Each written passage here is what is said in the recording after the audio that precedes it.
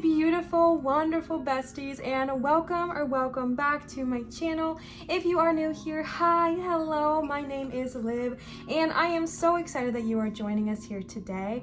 And if you are returning, hello bestie, I love you, I adore you, and thank you so much for being back here today. I am so excited for today's video. This is a much requested video here on this channel, and I've taken some time off from doing these, but we are back and I am so excited. So if you've been watching my channel for a while, a video I used to do a lot was cord cuttings, and I really haven't done them in kind of a long time, so we are bringing them back today and I'm so excited. But before we jump into that, I did want to let you know that if you would like to book a private reading with me, you can now do so at www.marinastarot.com. Over on my website, we offer cord cuttings like you'll see here today, as well as candle intention settings, blog style readings where they're in a written and picture format, as well as a pre-recorded video just like this one, 100% customized for you. So if you'd like to check that out, definitely be sure to check that out after the video. All the information is going to be in my description box as well. So without further ado, let's go ahead and jump on into it.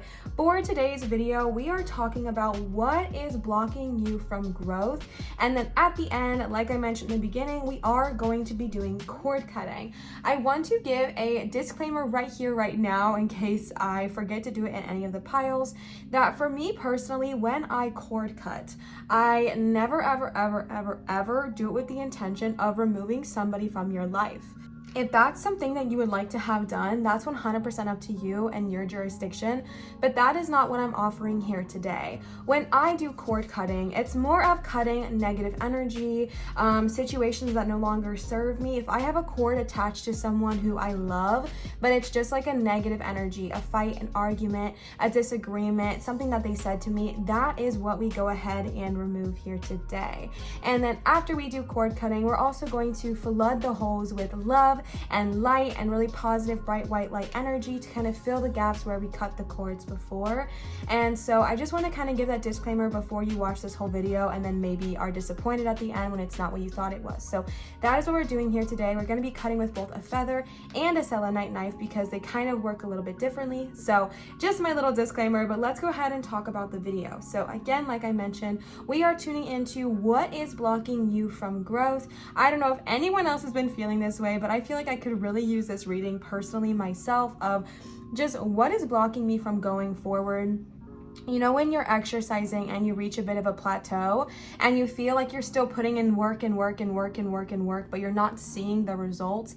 That's kind of what I'm tuning into here, not physically, but maybe with your career, a relationship, your passion project, maybe your physical body if you're like, you know, moving it, grooving it, etc. But whatever it looks like for you, if you have hit a plateau and you feel like you are putting in the work and putting in the effort and just coming up short, we are talking about that today. And we're trying to kind of pull back the veil and really and truthfully see what is blocking us from growing, what is blocking us from moving forward.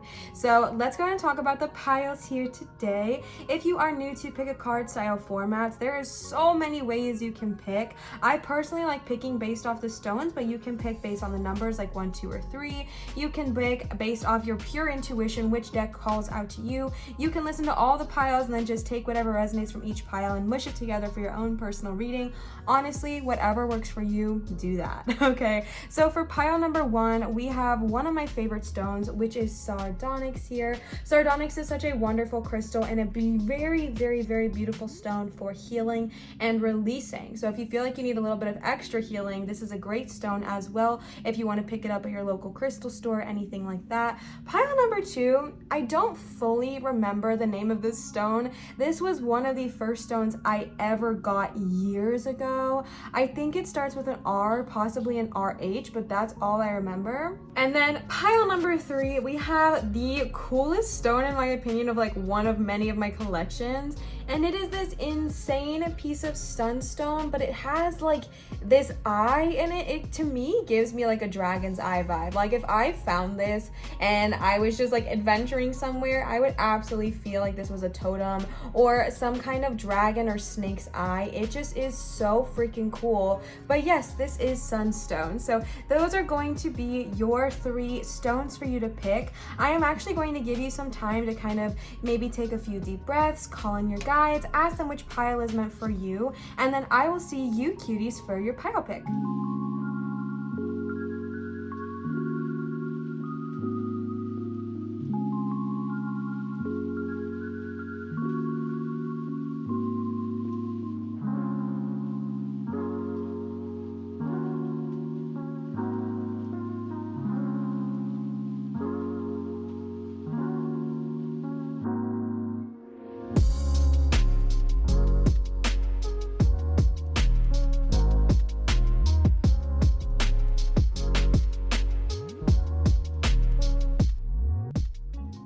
All right, pile number 1, you chose the beautiful sardonyx stone here. Again, like I was mentioning just briefly in the introduction, sardonyx is a beautifully powerful stone for releasing any negative energy, releasing harm, releasing ill will. If you feel like you have a lot of negativity surrounding you right now, whether it be negative people in your life, you're just kind of attracting a lot of ooze and goos towards you, whatever it is, definitely see if you can go to your local crystal store. If you don't have one, there are a lot on Etsy, as well as even like places like Books A Million now sells crystals. See if you can get yourself some sardonyx, whether it be in a bracelet form or just in a tumbled version like this, and carry it around with you, because sardonyx is such a protective stone, and I feel like if you picked on this pile, you might be craving a little extra protection at this time, and that's really valid and understandable. So if that resonates with you, definitely just maybe go pick some up, or at least look into it if you are interested. So let's go ahead and get into this. Cord cutting is going to come at the end of your pile. So if you wanted to just hear the reading and not do the cord cutting, that's totally fine. And if you want to just do the cord cutting, definitely just skip ahead. So whatever resonates with you. So let's go ahead and see. The first cards we are using here today are the Green Witch Oracle cards, and these were gifted to us by Kimberly. Kimberly, if you are watching, thank you so much. These cards hold a really special place in my heart because they were the first gift I ever received as a YouTuber, so thank you so much. I love these. Let's go ahead and see what the kind of base of your reading is here today. And you got continuance number 26 with Apple. All right, again, our question today for Spirit is, what is blocking us from growth? So before we even pull more, I pulled quite a few of these for you. They really wanted to talk to you, but before I even get into that, I mean, right off the bat, if any of you struggle with kind of following through with something, I know that I really struggle with this, and I've been really working on getting better about it, but let's be honest, it's kind of hard. Okay, so if you're someone who struggles with the follow through, that might be something that's going on right now that's really blocking you from reaching that goal. Especially my people out there. Actually, I think this is true for anything, but especially the people out there who are in social media, podcasting, YouTubing, Instagram, whatever it is, it requires consistency. That is something that I have learned so much in my last year of doing YouTube full time, is that consistency is key. And I don't just feel that way about YouTube. I think for all careers, or anything in life really, consistency is so important. So if you have been kind of struggling with the follow through, that is something right now that your spirit is telling you, like, okay, get back on it. Okay, get back on it, make a commitment to yourself and show up, and really rewording the mindset from, oh, I have to do this, to, oh, I get to do this and show up for myself. You know what I'm saying? So whatever it is you're wanting to accomplish, if you have been kind of just not really showing up for yourself, or if you've been kind of struggling with the follow through, Spirit is wanting to just kind of open your eyes to maybe trying to push a little bit harder to just follow through with something. And again, this could also happen if you have too many things on your plate. So if you're someone like me, you have like a million ideas running in your head at once, and it's really hard to pinpoint them down and finish something or follow through with something. And so something that I've been working on is writing all of my ideas down and just picking like one a week to focus on, instead of getting overwhelmed and not doing anything. So Hope that resonated with you. The next card you got is number 19, Strength. I'm going to go ahead and lay out the rest of these oracle cards we got here today. Number 42, Refinement. Number 1, Clarity. Number 10, Ritual with corn. And number 21, Trust. All right, so really right off the bat, I mean, I know I already kind of spoke, so right off the bat doesn't really make sense here, Liv, but genuinely with the Strength and the Trusting card coming in together here, I really do feel like your guides are really wanting you to heavily focus right now. Sorry, I'm distracted because I'm seeing a lot of similar astrological signs. I don't know what this one is that looks like an M, but this one came up twice, as well as I think Scorpio here, the M with the fish. I don't know astrology. All right, but seeing Strength and Trust come here together is showing me that I really do feel, like I was saying with that sardonyx, that I might be tuning into some people who have been kind of just going through it. I feel like you kind of feel like Spirit's been putting you through the ringer lately, and as annoying as it is, they're telling you to like find that inner strength from within, especially those of you who struggle with kind of following through with a commitment towards yourself. Not like towards yourself, good of all harm to none, but a commitment that you've made for yourself, like getting up at a certain time, or posting so many videos in a week, or, you know, pursuing this creative project, or, you know, eating good food for your body, whatever it is for you. Or if you're wanting to manifest a relationship, doing things that kind of put you out there, you know, meeting new people, etc. If you kind of struggle with that follow through, your guides are telling you to pull from your inner strength, pull from that inner part of yourself that has so much strength that is honestly unmatched. Okay, you are so strong. Sorry, Spirit, speak. You are so strong, and you are so able to kind of pull from within and bring out whatever it is that you need to kind of show up for yourself, right? And that's really what I'm getting at here. Now, for some of you, it might be showing up for other people for sure, but for a lot of you tuning into this pile, I feel like the core message is showing up for you, like showing up for yourself, being there for yourself, showing up for you. And that to me is really, really difficult, way more difficult than showing up for another person, is being there for yourself. That's where, you know, we falter. That's where we don't commit for our own projects and goals. And I'll share my own real quick. I really struggle with personal hygiene in the sense of I just don't wash my face, and I really want to get better about it because I really think that it's important, and it's a really good time for me to take time aside and solely focus on me, and I really struggle with it. So even though I have it on my to-do list to do it twice a day, it doesn't normally happen, and that's because I fail at I don't believe in failure. I falter for the struggle, what am I saying? I falter with the follow through. I struggle with the follow through. And I know I have the strength within me to prioritize that time for myself. I know I have the strength in me to post the content I need to post to get me to where I need to go. But sometimes it's hard to be there for yourself. So really, if this is resonating with you, something that we can release today with the cord cutting is a mindset or an illusion that you don't deserve to show up for yourself, right? Or that you don't need to show up for yourself, or that life is difficult, or whatever, you know, mantra we say to ourselves that puts us in that state of not coming out for ourselves, whatever it is. But your guides are really and truly telling you that you are so much stronger than you realize, and it's time to kind of pull out that inner strength and bring it out. Over here, you got Refinement, Clarity, and Trust. And Refinement is really beautiful as well. If you are watching this when we go live, I do believe we're still in Virgo season. I mean, y'all just clearly saw that I'm not an astrological queen, but let me know in the comments down below. But if we're not in Virgo season, we were very, very recently.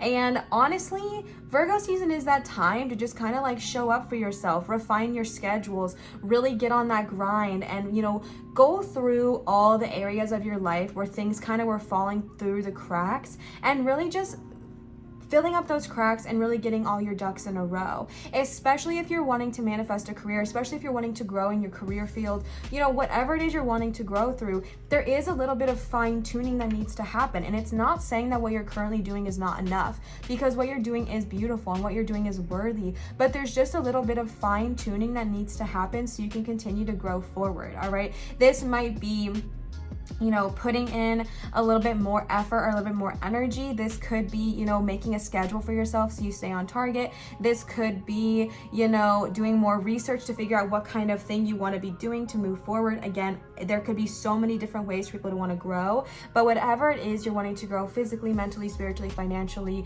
career, whatever, romantically, there is a little bit of fine tuning that needs to happen in order for you to grow. And if you're like, Liv, I don't know what that is, we're going to talk about it more throughout the reading. And especially being paired here with clarity, I think that we're going to find more clarity throughout this reading about what the fine-tunement is, what things kind of need refinement in your life as well. With the ritual and the trust, I think this is really, really interesting. You know what? I'm going to read these separately actually, because ritual being paired with continuance and strength is showing me that you might need to spend a bit more time on your spiritual self. And you know what? If you're not spiritual, just spending a bit more time on yourself in general. I was sharing my example of my skincare routine, and I feel like that came up for a reason, right? That is a habit that we can build, but it could also be a ritual. It could be a ritualistic time where every night right before I lay down for bed, I go in the bathroom and I wash my face and I take care of myself and I say positive things to myself. And maybe for you, making it a ritual might make it less adversive, right? Especially if you're someone who needs to complete some tasks that just like need to get done for whatever you're wanting to move towards, but you don't want to do them. Making it a ritual by, you know, drinking this one specific drink every time you go to do this thing. Like maybe when you wind down, you pour yourself this specific tea that's only used for wind down time, and you wear these set of clothes that really feel comfortable and cozy, and that's what you do for this time. Or if you're wanting to make a ritual at work, or if you're wanting to do a ritual before work, you know, when you get up in the morning, putting on a certain bracelet that you put on every single morning, and brushing your teeth and saying positive things to yourself. Making it a ritual might make it more fun and more easy for you to kind of put that continuance together with the inner strength and the ritual being paired there.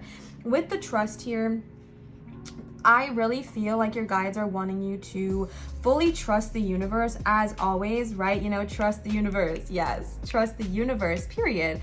In addition to, though, I want to also remind you that yes, trust the universe, yes, trust in divine timing, yes, trust that everything is working out as it always should. But for you, my love, pile number one, I'm getting a deeper message for you to really trust in yourself. I feel like for this pile I'm tuning into, we have maybe a little bit of self-confidence lack there, and I feel like this might be my pile besties, but I feel like we might have a little bit of lack in the self-confidence area, the self-confidence realm, and it can be really easy to show up for other people, be there for other people, get stuff done for other people. But when it comes to prioritizing ourselves, our wants, our needs, our desires, our goals, our dreams, those sit on the back burner. We always prioritize everyone else's needs before our own, and that's gotta stop, right? It's not saying that it's not beautiful to prioritize other people. You know, I believe it is, you know it. But I also think it's just as valuable, if not more valuable, to really prioritize your wants, your needs, your desires, good of all harm to none, to really bring those forth and manifest them into this physical reality. And I feel like when we're talking about trust, of course, trusting the universe, but really trusting in yourself. Trusting that you are deserving of this success. Trusting that you are deserving of showing up for yourself. Trusting that you are deserving of continuance. Trusting that you are deserving of the success that you desire, or whatever it is that you're wanting to manifest, that you feel like you're in that plateau right now. Trust that you deserve to break that plateau and soar. Trust that you are worthy. And I feel like trusting in ourselves is so much harder, right? Because we have to be there for ourselves. We have to show up for ourselves. We have to, you know, set something and be there when we say we're going to be there for ourselves. And it's so easy to be like, well, I don't really feel like it. I don't really want to. I'm watching this really good show right now. I don't want to make dinner right now. I don't want to do this. And this is about having that inner strength and pulling it out and saying, you know what? No. I am deserving. I am worthy. Trust in yourself to show up for yourself. Trust in yourself to be there. Yes, of course, trust the universe. Trust that divine timing is working out, because my love, it is. But trust in yourself is such a powerful message for you here. All right, let's go ahead and pull some tarot cards to gain some additional clarity here. These are, I don't even know what this deck is called. This deck is called Tarot of the Divine, and I don't know that I've used this for a video before, but I really, really like them. All of these cards actually do have mythos attached to them. I'm not going to go through and read each one because it honestly would just take a really long time, and I'm not really familiar with all the mythos yet. I hope to one day be, so that I can just easily share that with you, but these are beautiful. If you want to check them out, as always, all the decks I use are going to be linked in my description, but let's go ahead and see what they have to say. The first card you got is the Four of Coins. I'm gonna go ahead and lay them all out and then we'll adjust them. All right, the next card you got is the Knight of Cups, the Nine of Wands, the Five of Swords, the Three of Swords, the World, Ace of Coins, the Sun, and the Chariot. All right, let me adjust these for you real quick and then we'll get into the reading. Okay, so before we even, I actually ended up not needing to reset them because it looked okay, but before we even get into this, we have two separate messages here. All right, we have two separate messages here, and we're gonna dissect it, all of it. But the theme of the first 5 cards, as soon as I put out the 5 and the 3 of Swords, the song Traitor by Olivia Rodrigo came to my head. And if you don't know that song, it's like, you betrayed me. I don't even know the words, never mind. It literally goes like, you didn't cheat, but you're still a traitor. And that whole song is about like heartbreak and betrayal. And for somebody tuning in here, right, we're doing a collective reading. So it's not going to be as pinpointed, as personal. For those of you who doesn't resonate, bestie, don't take it. But for some of you, a great feeling of betrayal happened. Maybe not a big one, maybe not someone actually acting on it, but there was someone who you trusted, there was someone who you loved, there was someone who you trusted that just betrayed the snot out of you. It made you feel hurt, it made you feel broken. I actually do know the mythos of this one, and it is about Set and Isis here, and this is a familial betrayal, right? So if this is someone in your family who you trusted, a sibling, a friend, someone who was like a family to you, this is literally the story of like a brother and then the brother's wife, right? Him betraying the brother. And so if this is a familial thing with you, it runs even deeper, right? Because it hurts, right? It hurts.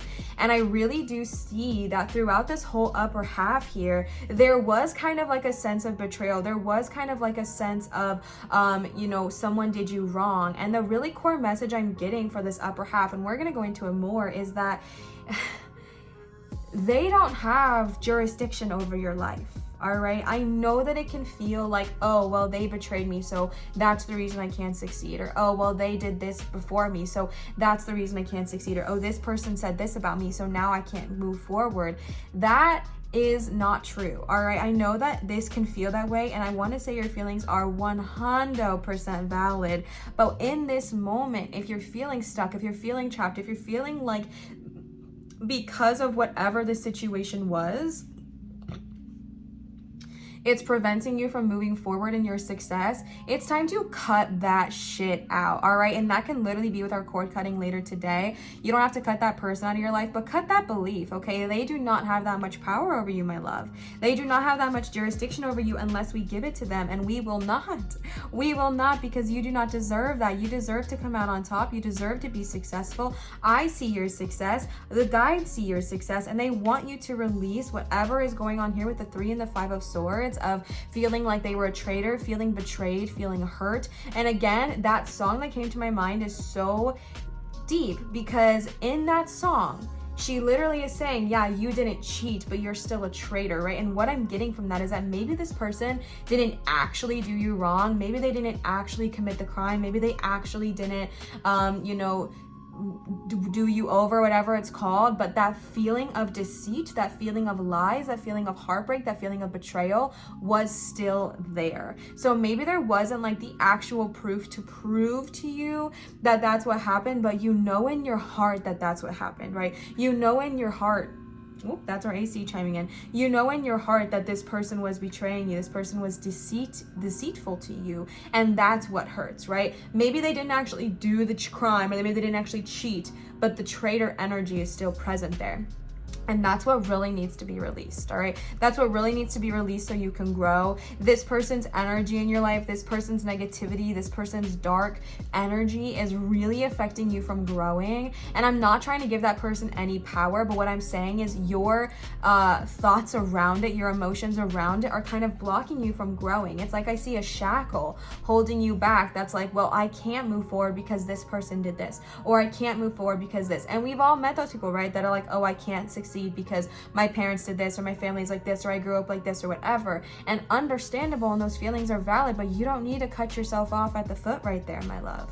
You are able to let go of that, and you are able to release whatever hurt, betrayal happened here and move forward. All right, you're able to release that. And that was a very specific message, but if it resonates with you, hold on to it, because we're going to release that at the end with the cord cutting. Okay, now getting into the rest of this reading. All right, the Four of Cups here, the Four of Pentacles, the Knight of Cups, and the Nine of Wands. Again, I'm reading these top to bottom because the bottom feels like future, the top feels like past present. So that's what we're kind of getting into here. The Four of Coins is super interesting because the Four of Coins is the card of almost needing to like protect your money, feeling like very like hoarding energy, especially in this visualization here where they are, you know, protected by this bird, and they really and truly are protected, but they're still hoarding it. They still look scared. They still feel like, oh my gosh, I have to protect what's mine.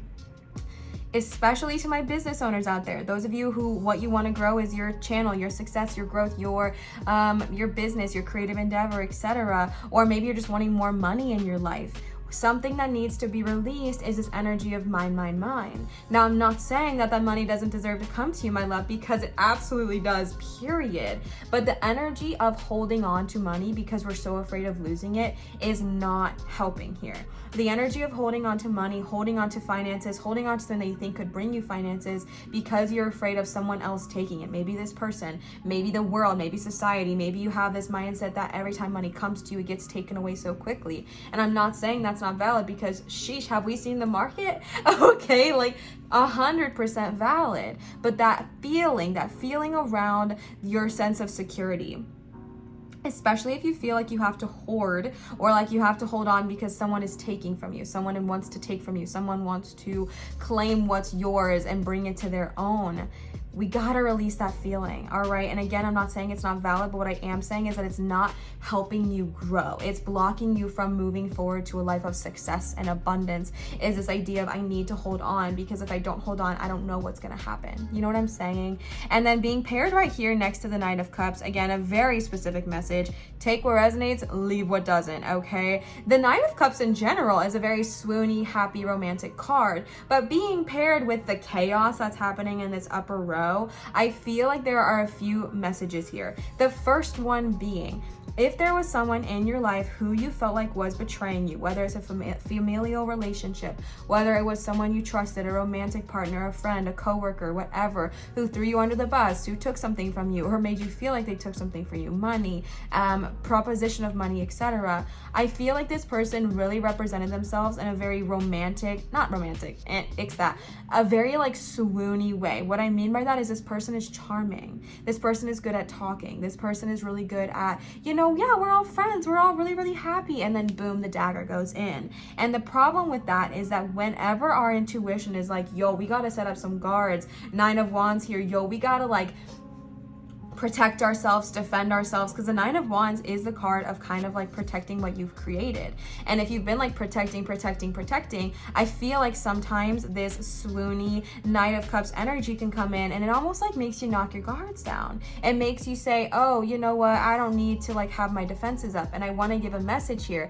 Being protective of your energy is beautiful. And I'm not saying that what was happening with the Four of Coins was that. I was saying the Four of Coins was the energy of like scared, sad, terrified of loss, that kind of energy. The Nine of Wands is more like, I'm ready to protect what's mine. I'm ready to protect what's mine because my energy is worthy. My energy is valuable. So again, it's that kind of tightrope walk of protecting what's yours because you know you are worthy, and doing it out of the energy energy of I am worthy rather than the energy of I am afraid. And that's the tea, okay? That's the core of it, is the energy behind it. Are you wanting to protect yourself because you're afraid of this Knight of Cups coming in and being really charming and then stabbing you in the back? Or are you protecting because you know your energy is worthy? The feeling matters most, okay? The feeling behind what you're doing matters most. Don't protect yourself out of fear, my love, because then we attract more of that to us. Protect yourself because you know you are worthy of protection. You know your energy is sacred, your energy is valuable, your energy is so worthy. That's why we defend ourselves. That's why we protect ourselves. And not defend in an aggressive way, but defending our energy, right? We don't have to tell everybody everything. We don't have to invite everyone over to our house. Y'all know what I'm saying, okay? The second message here with the Knight of Cups, for those of you who is like, Liv, what are you talking about? This upper half doesn't resonate with me at all. No tea, no worries, okay? The Knight of Cups, if that was not for you, is just kind of representing an energy of a very like swoony, happy time coming into your life. But the only message I want to get is to be discerning, because the Knight of Cups is very swoony, very romantic, very sweeps you off your feet. But if your head's not on straight, it can almost be, we can almost allow someone who's not worthy of our energy to enter in. So just being discerning, not being afraid, no fear here, but just being discerning. Up your intuition. You got the, what was this card? Clarity card with the third eye, evil eye energy going on here. The third eye here as well, or yeah, I think this represents the third eye. Y'all tell me in the comments, okay? There is an energy of clarity. There's an energy of going within, diving within, opening up your own awareness, so that way you can have discernment, all right? Discernment is not fear. Intuition is not fear, my love. You are confident. You got this. You're amazing. You have the strength to overcome, okay? Seriously talking about overcoming here. The World, baby, is the card of completion. The card of closing one door and moving on to another, and that cannot be more necessary than it is right here and now. Closing this door of that mindset that something is blocking you from growth, okay? And I think that that's funny because that's literally our topic today. But the idea in general that this person is stepping away and stepping in your way, or this person's the reason you can't move forward, or what they said is the reason you can't move forward, or your imposter syndrome is the reason you can't move forward. Whatever it looks like for you, we all have our own stuff. Letting go of that mindset and instead saying, wow, I'm so excited to move forward in this new direction. I'm so excited for this new energy that's coming my way. I'm so happy for my growth. I'm so appreciative of all the things I got to learn through all the people I interacted with. And now my discernment is strong. My discernment is clear. My guards are up in a sense to protect my energy, but not in a sense of fear, because I am surrounded by protection. Y'all know, y'all get when you pick it up when I'm putting down. I feel like sometimes I don't make sense, but I'm really hoping you're resonating with this.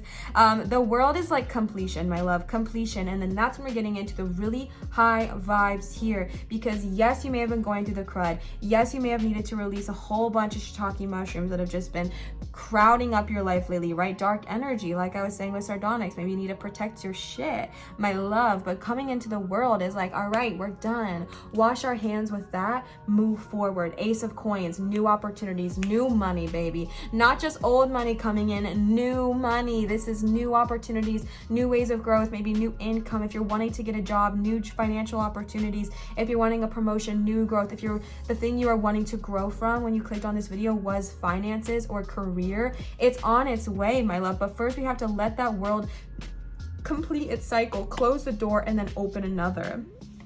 And when you do that, when you close that door and open the new one, it's like the Ace of Coins is like boom, period, success, money, financial growth. Then you have the Sun. It's like beautiful celebrations, horizon, a beautiful sun is on the horizon. The dawn rises the next day. If you've been going through the dark night, if you've been struggling mentally, if you've been struggling physically, financially, emotionally, spiritually, romantically, if you've been struggling, my love, closing the door on the World and opening up the door as well, like opening up a new door. This door is the new horizon.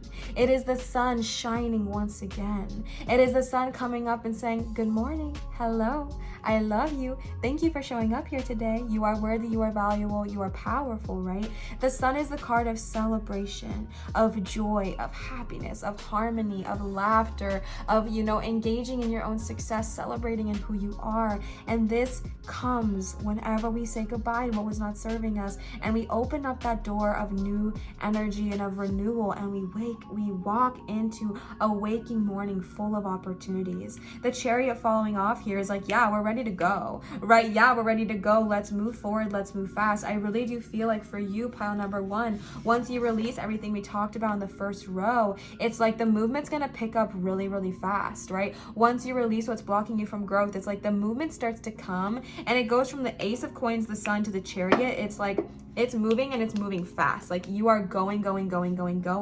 So get ready for that, okay? Get ready for that excitement and that joy entering into your life very, very, very soon. The next cards we have are the Shaman Dream Oracle cards. Let's go ahead and see what they have to say. The first card you got is number 55, the Farther Gate, Bold Step Forward. You got this paired with the World here. Saying goodbye to those energies, to know what no longer serves us, is so scary. I'm not trying to come on here and be like, bestie, it's so easy, just say goodbye. Bestie, it's so easy, just let go of that energy. Y'all, I know it's not easy. I know it's not easy. It is difficult. But don't forget, you got the Strength card. You are strong. You are able and capable of letting go of this. That continuance energy is continuing to get that shit out of your life so you can move forward. I know it's scary, but you have the strength, the courage, and the boldness within you to take that step forward, to take that step onto the next energy of the world, right? Let that door close, because you know that the door coming forward is beautiful, is bright, is miraculous.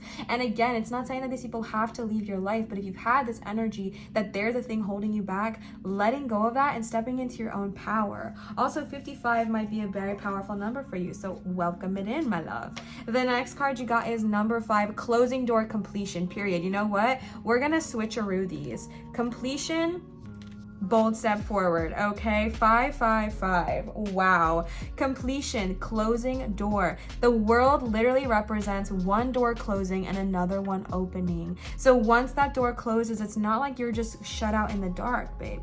You're moving towards the next door that's bright and wide open for you, taking that bold step forward. The next card you got is number 48, Sky Dancers, Surrender. Again, I want to go back to our Green Witch Oracle cards we got, which was trust, all right? Not just trusting in the universe, as always trust in the universe, but really and specifically trusting yourself. Surrendering to this energy of, not needing to be the victim anymore.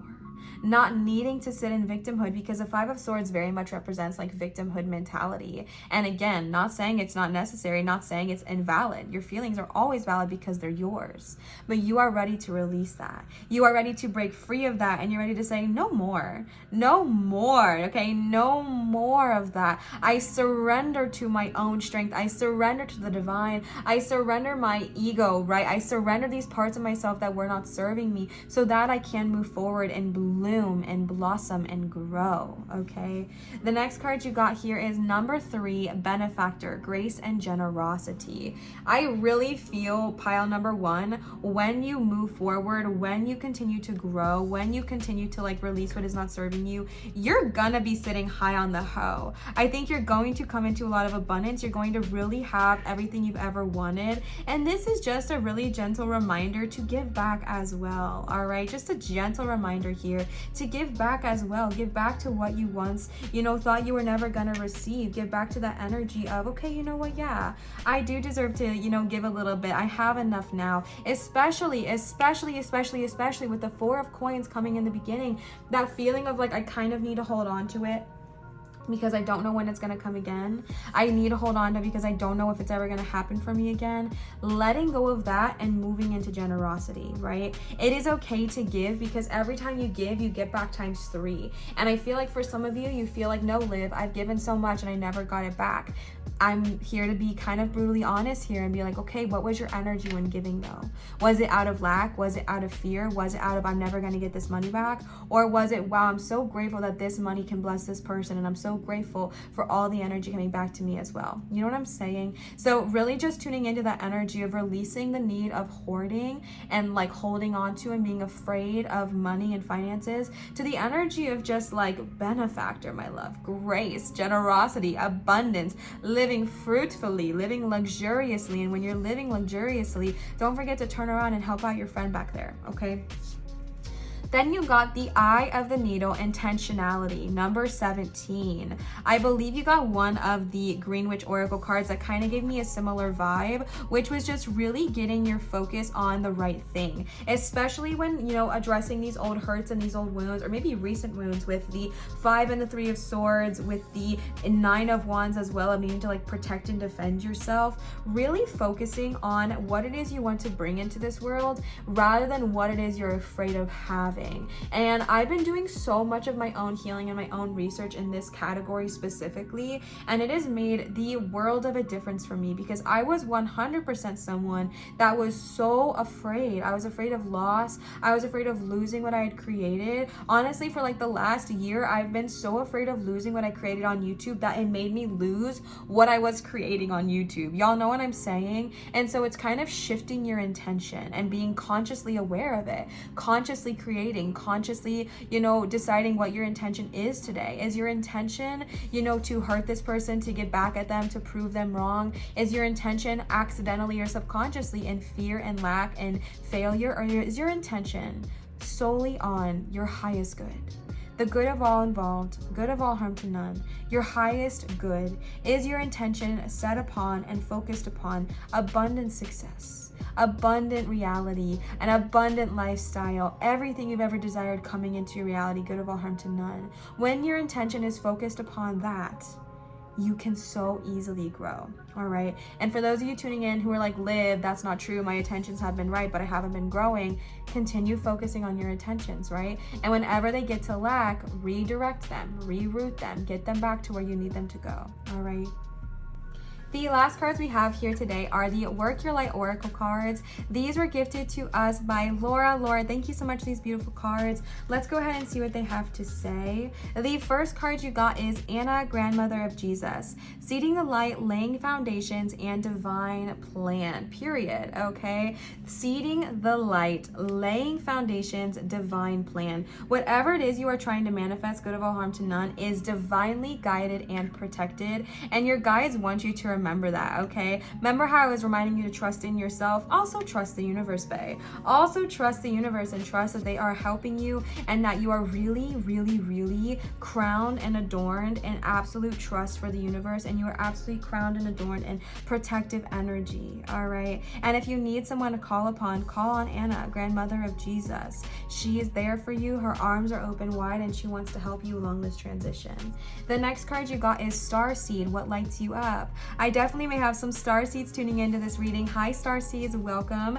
Okay, but if you're not a starseed or you don't really resonate with that, this is just a reminder to get back on your track, okay? It can be so easy, especially if we've been living in that 3 of Swords, 5 of Swords, kind of like victim mentality. It can be so easy to forget that you literally are the creator of your own story, right? You are the author. So if you don't like the scenario, babe, erase it, okay, and write a new story for yourself.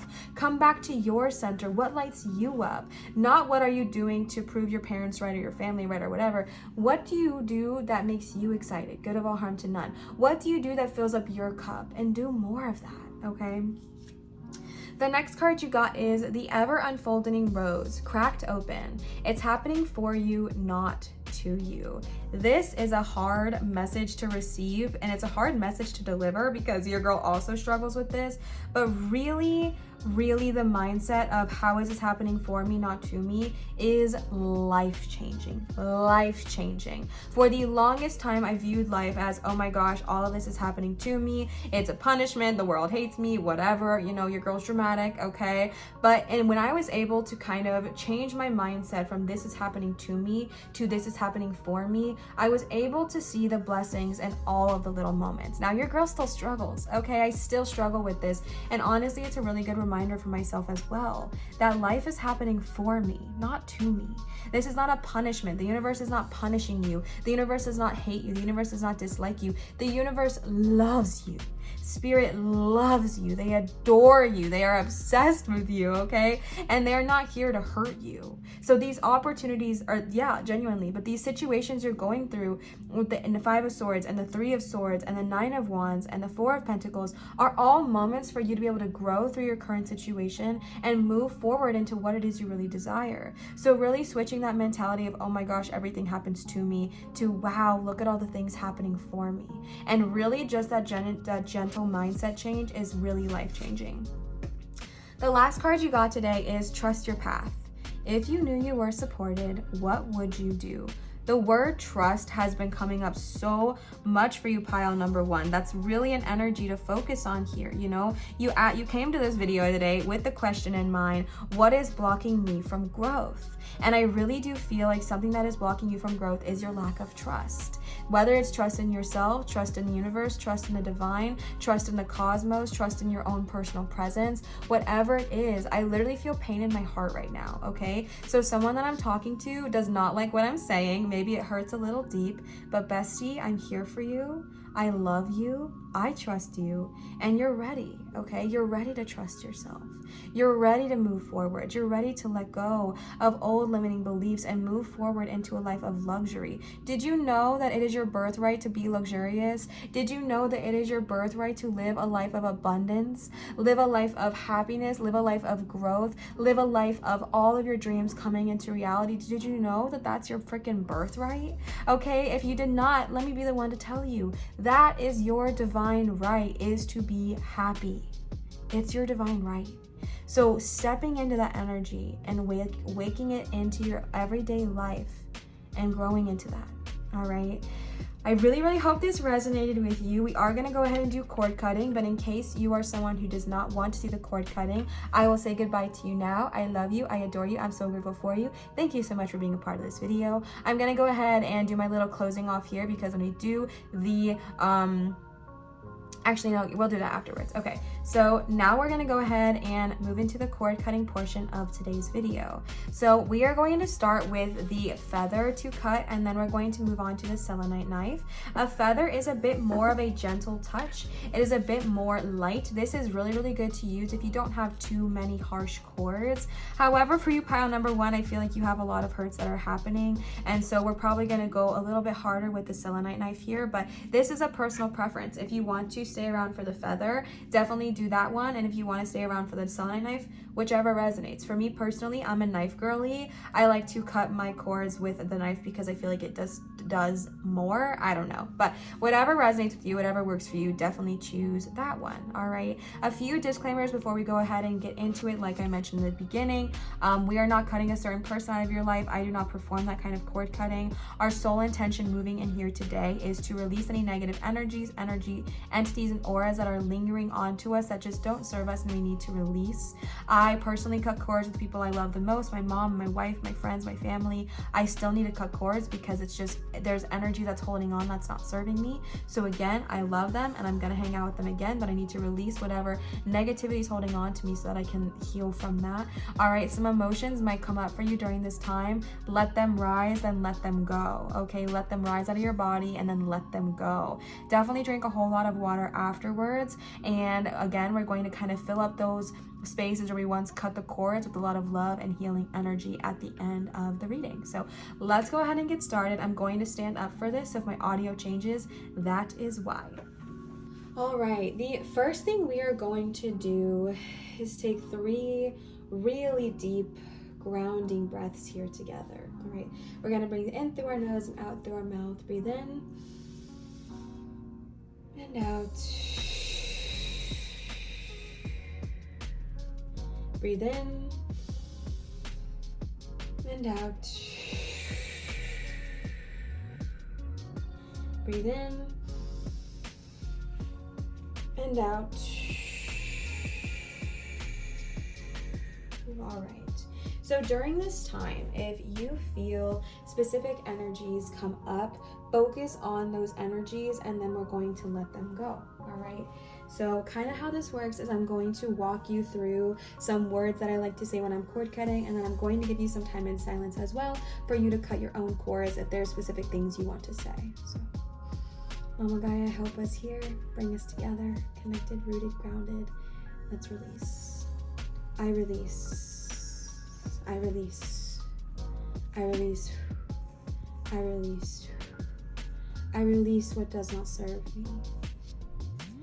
I release what does not serve me. I let go of any energies, entities, and auras that may be holding on. I am worthy of releasing. I am worthy of releasing. I see you. I hear you. Now I release you. I release. I release.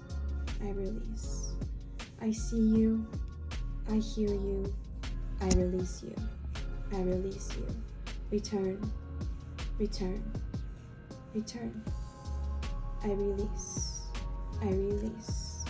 I release. I release. I'm going to go ahead and do it in silence now. If there's any mantras you personally really like to say, this is a great time to do those as well. And I'm going to just kind of do this in silence so you can add whatever it is you want to say while I cut the cords.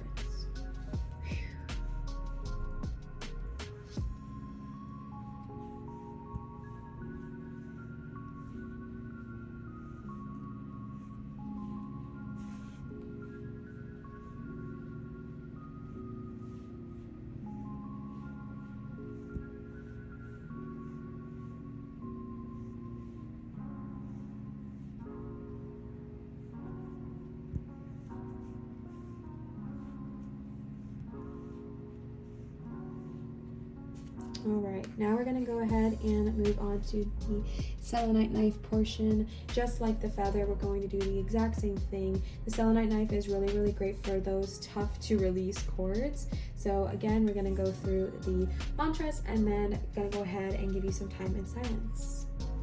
I release what does not serve me. I release what does not serve me. I release what does not serve me. I release what does not serve me. I release what does not serve me. I release what does not serve me. I see you. I feel you.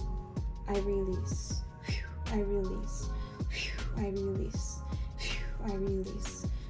I release. I release. I release. I am feeling some tightness in my upper left front of my arm / shoulder. If that is you, breathe it out, babe. Release it. I release. I release. I release. I release. That is our receiving shoulder. That is our receiving side of our body. So if you really feel a lot of pain in your left side of your body, it's because you gotta let go of this, okay? So focus on that and release it. Breathe it out. I release what is not serving me. I release what is not serving me. I release what is not serving me. I release what is not serving me. In silence now, you may go ahead and say whatever you would like to say during this time.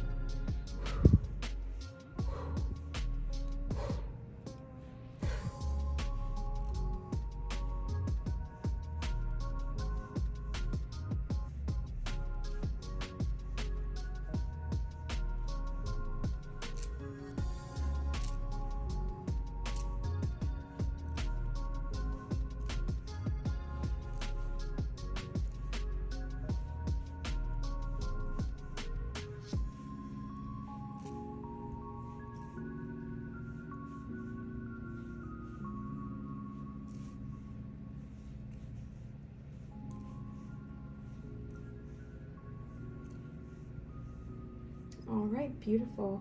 I am going to go ahead and cut my own cords real quick, and I will come back and talk to you in a second. All right, where we cut all of those cords feels good, feels released.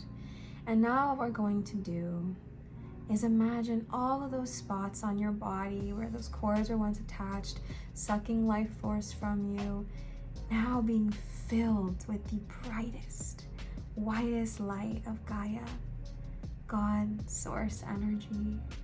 And it's just filling those spots with love, with parts of yourself, with who you are, with divine, bright, cosmic, beautiful, powerful energy.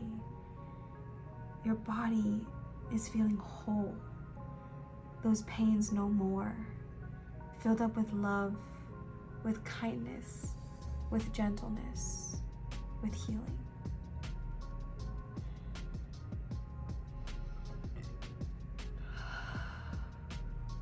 Take some 3 deep breaths with me here.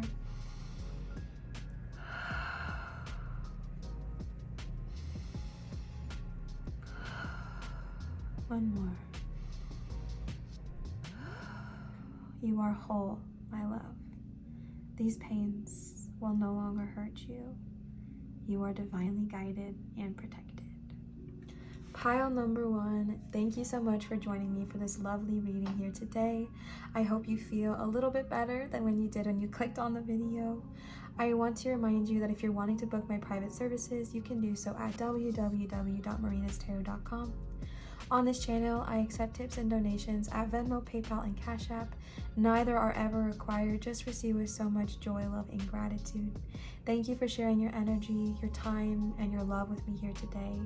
As always, remember to show others love, show your light, and shine so bright, and I will see you for my next video.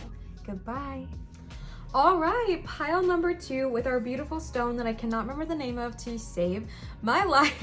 Again, if you've seen this stone before and you know what it's called, please comment down below. If I can find it after the fact, I'll type it here on the screen, and I'll also put it in the comments if I can find it. So this is a beautiful stone, a wonderful choice. Let's go ahead and get into your reading.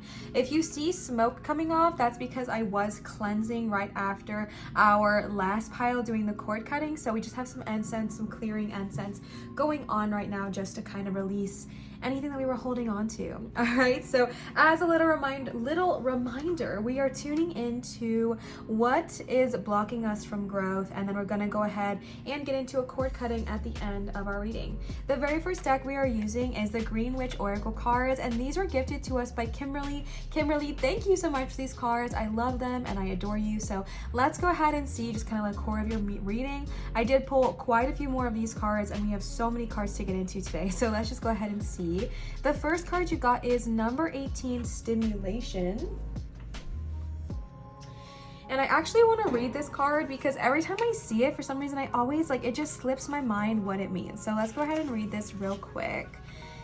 Stimulation. With the chili here, fresh ideas and situations are presented, and there are moments that you can see and your ideas take center stage. You will need to take full responsibility and step up to the challenge in order to gain a positive outcome or success.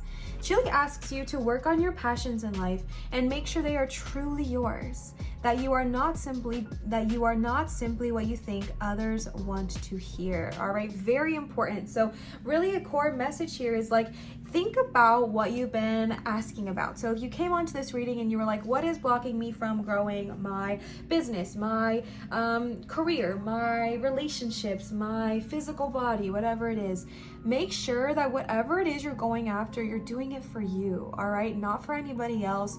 Do it for you, babe. Do it for you. Do it for your healing, your energy, your passions, and your desires. And if that's something you struggle with, that might be something that your guides want to talk to you about here today. Something that could be blocking you from growth is doing it for the wrong reasons, all right? So really just being aware and being sure that what you're wanting to manifest, you're wanting to manifest for you. I do see a lot of beautiful, positive, new ideas coming your way. So something that might be a bit of a challenge, or maybe not, depending on who's listening, is going to be acting upon those, okay? We'll get into more of the reading and see if it's an immediate action or just action in general, but definitely acting upon, these ideas that you receive, even if it's just writing them down to come back to at a later date. I definitely do see a lot of stimulation, creativity, ideas flowing to the surface of your mind, your energy source. So just really being open to receiving those right now. We did pull quite a few more of the Green Witch Oracle, so let's go ahead and see what they have to say. The next one you got is number 4, Emotion with Cucumber. Number 29, Fertility with Watermelon. Number 28 with Energy and Orange. And the last one here is number 1, clarity with carrot. Pile number 1 also got the carrot. So that's just a little something fun there. We'll see if these are all gonna fit. If not, we'll shift them. That's totally okay. But you know, right off the bat here, I feel like seeing the emotion paired right after stimulation is really, really interesting. I'm getting 2 messages here because again, our question here is what is blocking us from growth. One might be, the gentle message I'm receiving is that whatever it is you're wanting to grow in, I think this is a very emotional topic for you in the sense of maybe you can get really, really hard on yourself if you don't grow fast enough, succeed fast enough, etc. I feel like you might have some hard expectations that you put on yourself for whatever reason to grow, and it can really be emotionally draining for you, emotionally exhausting for you. And you know, it's beautiful to feel so much emotion about something because that's how we manifest. But it's also drastically important to make sure that our emotions are those that are aligned with our highest good. If they're draining us, then they're not serving us, all right? And then the second message I'm getting here is, do I have a second message, or is that really what they just wanted to say? That's what they wanted to say there. So we'll keep going, and if it comes back, beautiful, love that for us. All right, so we have fertility, energy, and clarity here. Fertility, my love, this is bringing something into bloom. This is bringing something into reality. For those of you listening here that are really wanting to make something out of nothing, what I mean by that is that you're wanting to manifest something that doesn't quite exist yet, or you're wanting to manifest something that you've never seen somebody else succeed at, or you've never seen yourself succeed at. You're wanting to bring about something. You're wanting to grow in a way in which it doesn't seem literal or practical. Your guides are encouraging you to get out of that headspace and continue to fall into the headspace of fertility, growth, birth, life. Like bringing something into being is really a loud message here for you, especially when paired with the energy.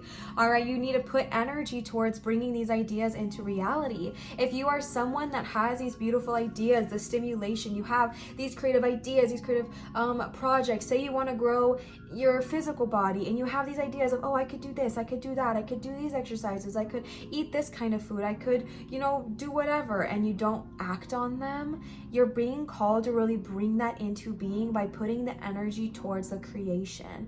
If you're wanting to grow your career and you get all these ideas about how you can earn money, how you could bring more abundance into your life, how you could grow in your career field, it's really important to put the energy to the creation, all right? Putting your energy towards creating, putting your energy towards dreaming into being is a really loud message here for you. And this could be applying to whatever it is you're wanting to grow, whatever it is you're wanting to have growth in, whatever aspect of your life, of course, good of all, harm to none, but really just putting your energy towards creation. A deep storm is rolling in, so if my lighting just changed, I'm really sorry about that.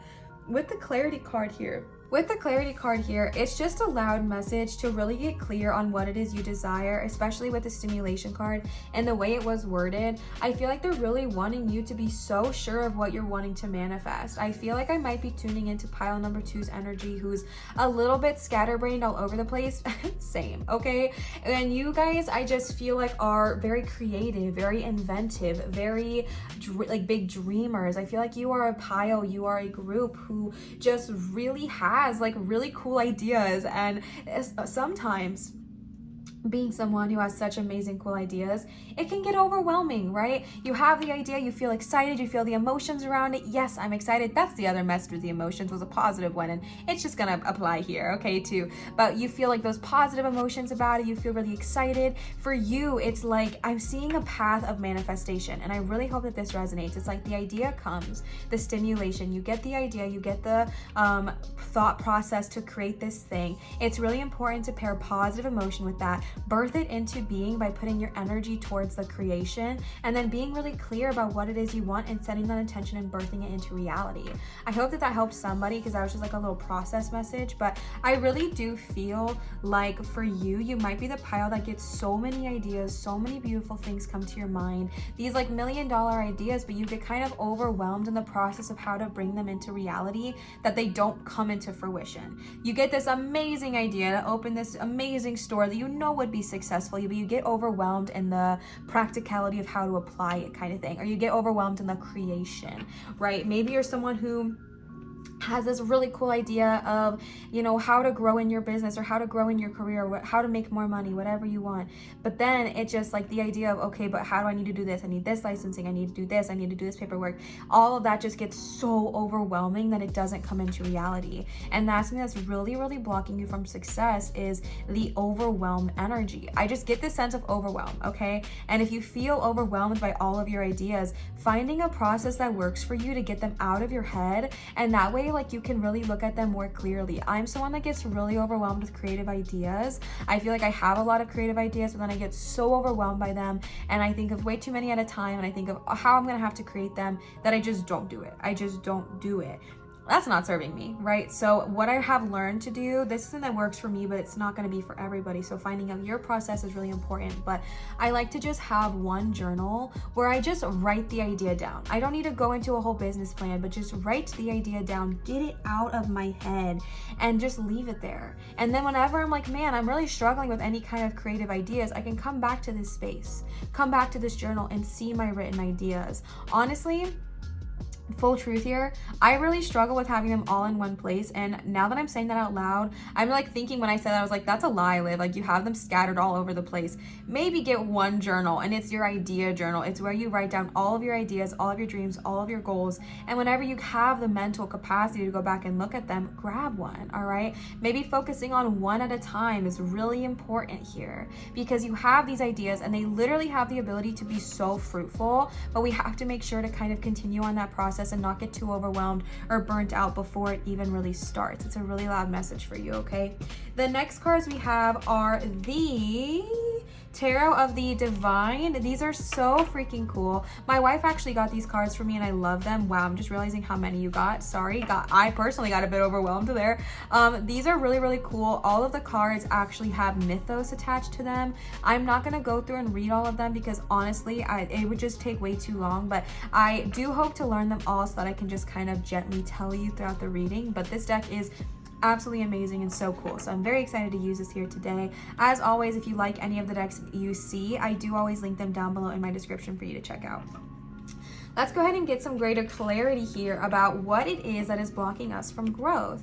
I'm going to go ahead and lay them all out and then we'll get into it. The first card you got is the Ten of Swords. Okay, I actually do know the mythos behind this, and I didn't read this book, but I do believe it is Sedna because I know her story. This, I know I said I was going to lay them all out, but listen, this is literally the card of overwhelm, okay? And the depiction here is that they're literally drowning. They are drowning. Their fingers were cut off by their father. How messed up, but they're literally drowning. And this to me is like, you have these ideas, you have these creative patterns, you have these creative endeavors, but you just get overwhelmed and it feels like you're drowning in your own ideas. You're drowning in the reality of, oh my gosh, how am I actually going to create this? How am I actually going to turn this into a thing? Yes, this idea is really, really cool, but the actual process of doing it is overwhelming me, and you just kind of drown and get stuck there. And that's why our guides are kind of suggesting that you find a process, whatever works for you. Maybe test a few out, all right, but trying a process that works for you to really be able to kind of clear your head a bit more.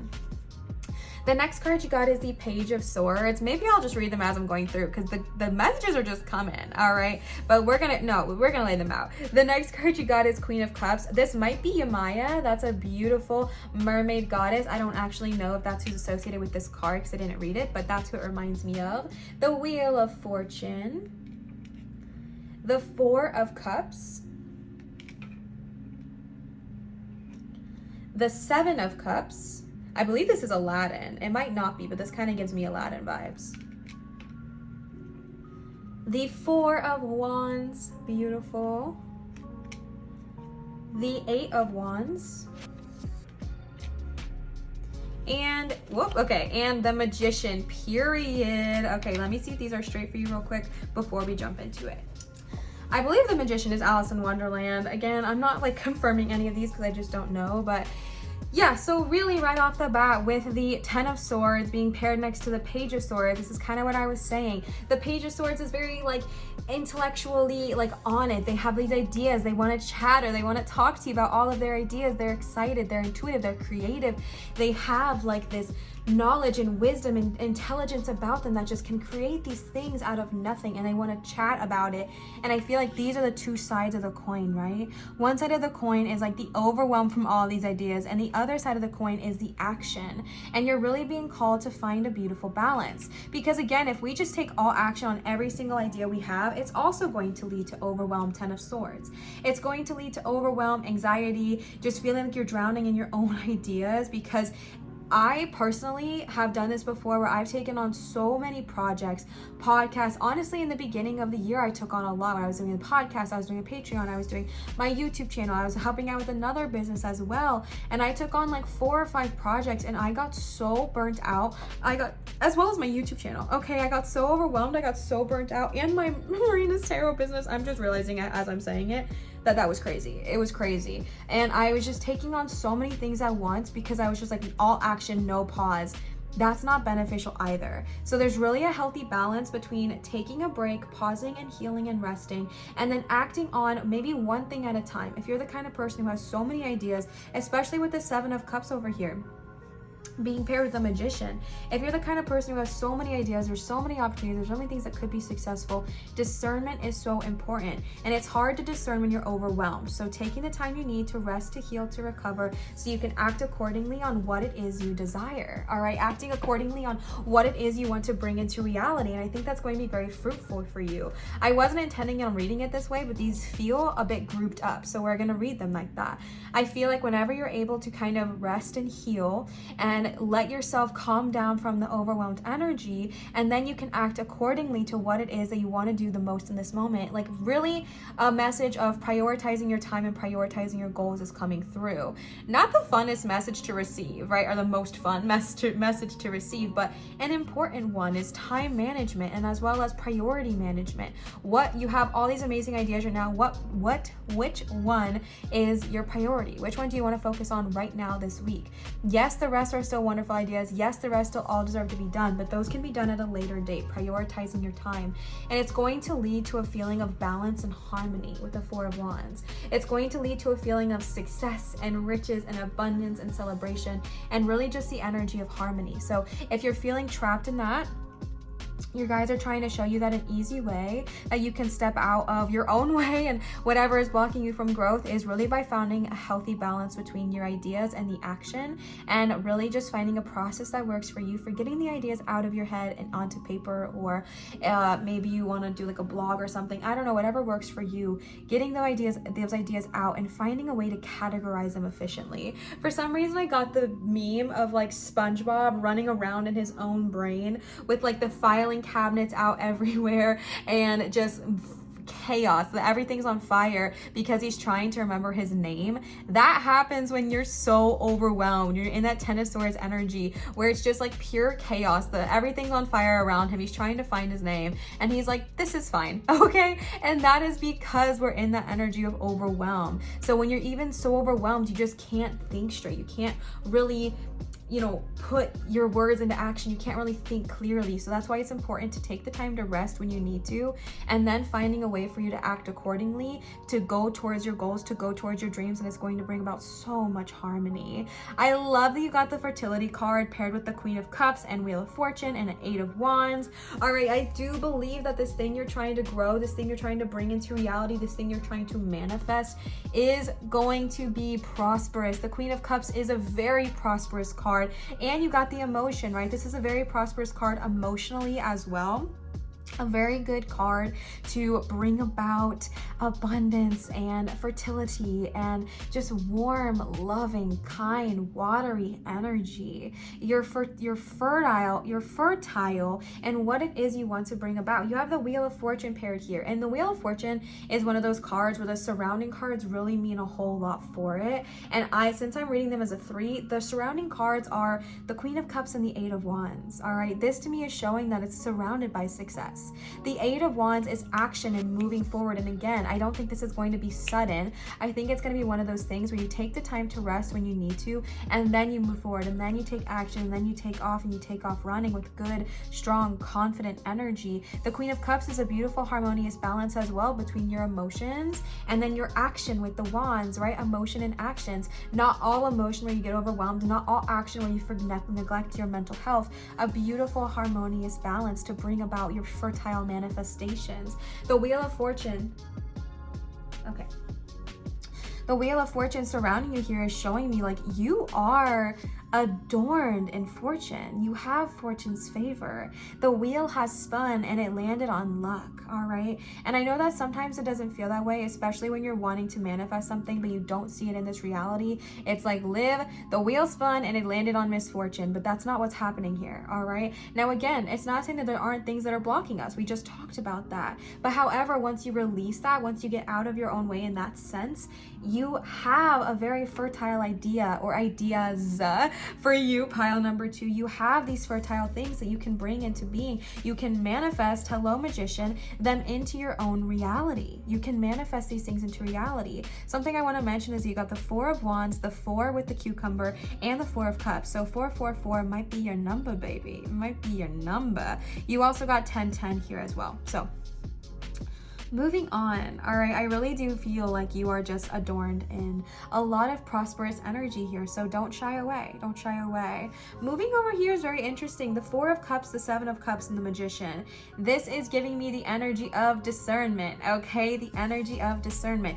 You are magic. You got the 1 here with Magician and the 1 here with clarity. And again, that's why I'm talking about discernment, because the Magician in tarot is like you can bring about anything you want into reality. Hello, fertile. Hello, fertility. You can bring about anything you want into reality. You can create something from nothing. You are pure magic. You are a manifester. If you believe in the law of attraction, you're surrounded in law of attraction energy. You are a powerful attractor. You are a powerful manifester. You are powerful, right?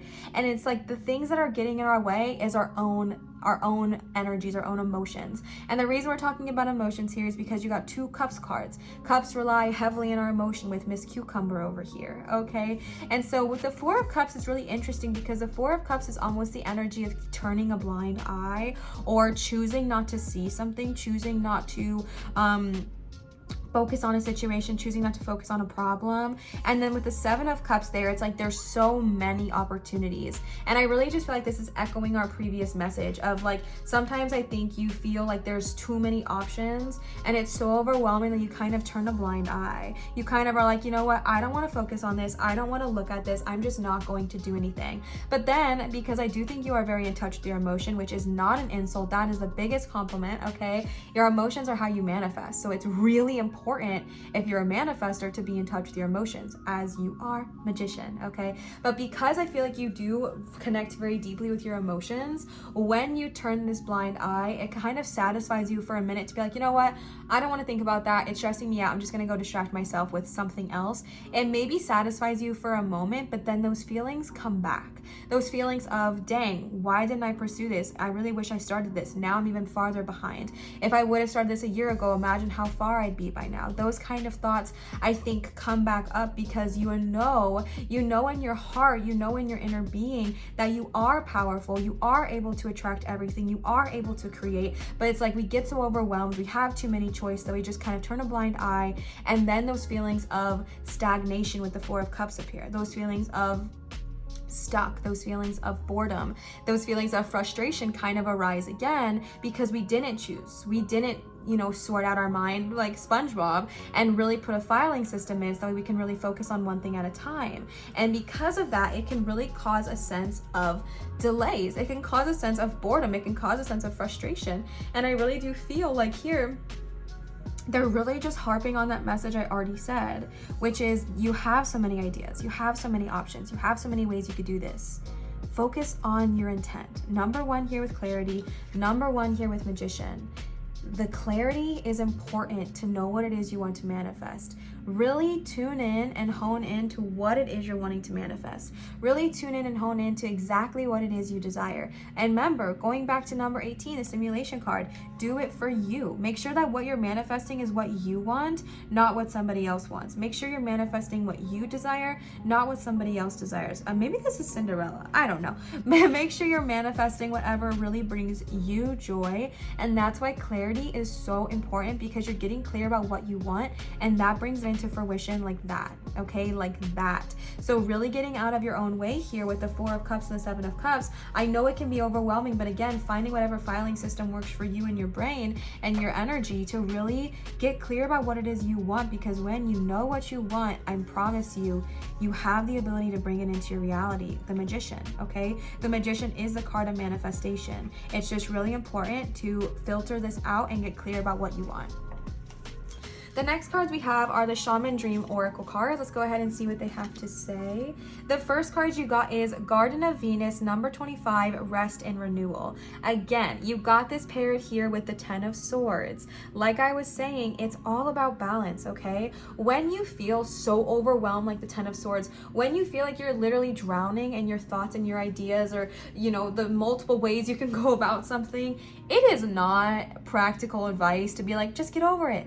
Just get over it. Just figure something out. Okay, it's not, because your mind is already in the space of overwhelm. So telling you to go change, telling you to go do something else is not productive in that time. What is the most productive thing when you are in that 10 of Swords is rest, renewal, and recover. Take a moment out, take a moment to take a break, you know, clear your mind, clear your energy, take a nap, do whatever you need to do to reset yourself, get centered, get grounded, go outside, take a bath, take a shower, take a chakra cleansing shower, whatever it is for you. Cleanse your energy, rest and reset, so that you can then think more clearly, okay? The next card you got is number 54, the Crossing Initiation. I don't know what this card means, so I'm going to read the book real quick.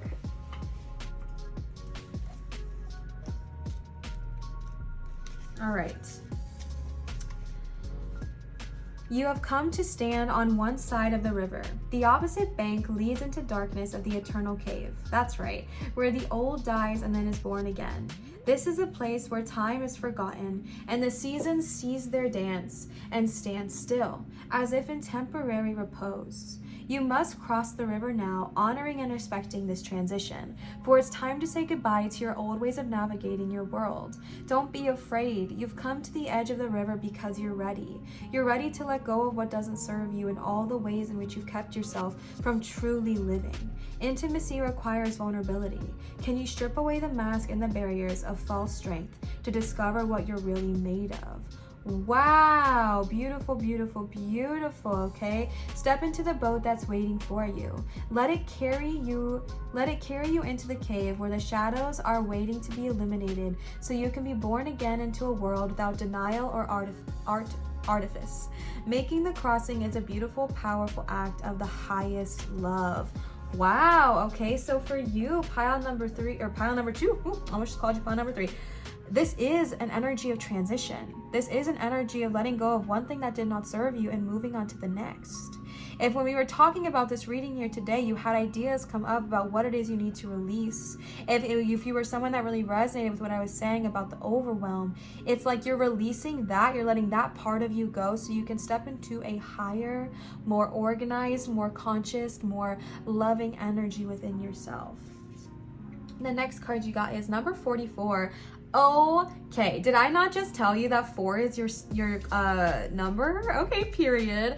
Perfect storm. The courage to step into life. Yes, okay. I'm just saying these birds, the 8 of Wands and the perfect storm, look really similar. They're not, because this bird almost has like peacock feathers, if you can see that, but this bird is super like all the same colors and the same golden eye. I'm sorry, that just like blew me. I hope you guys can see that. That is so crazy.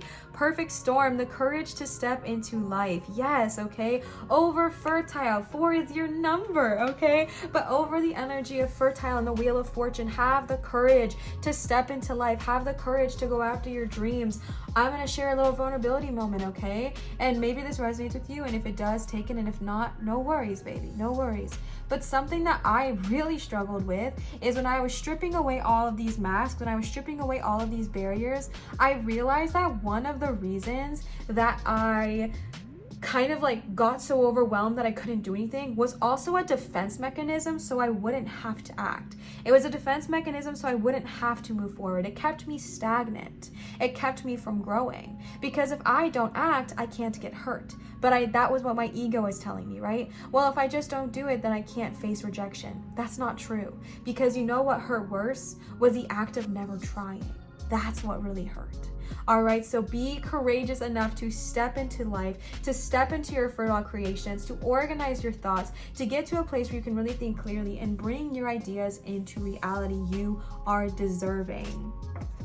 The next card you got is number 50, Spirit of the River, movement toward adventure. Yes, 8 of Wands is action. 8 of Wands is moving forward, especially here with the 8 of Wands. Like I was saying, it is a card of action, movement, adventure, literally taking that next step. You have the courage to step into life, and then it's going to push the movement faster.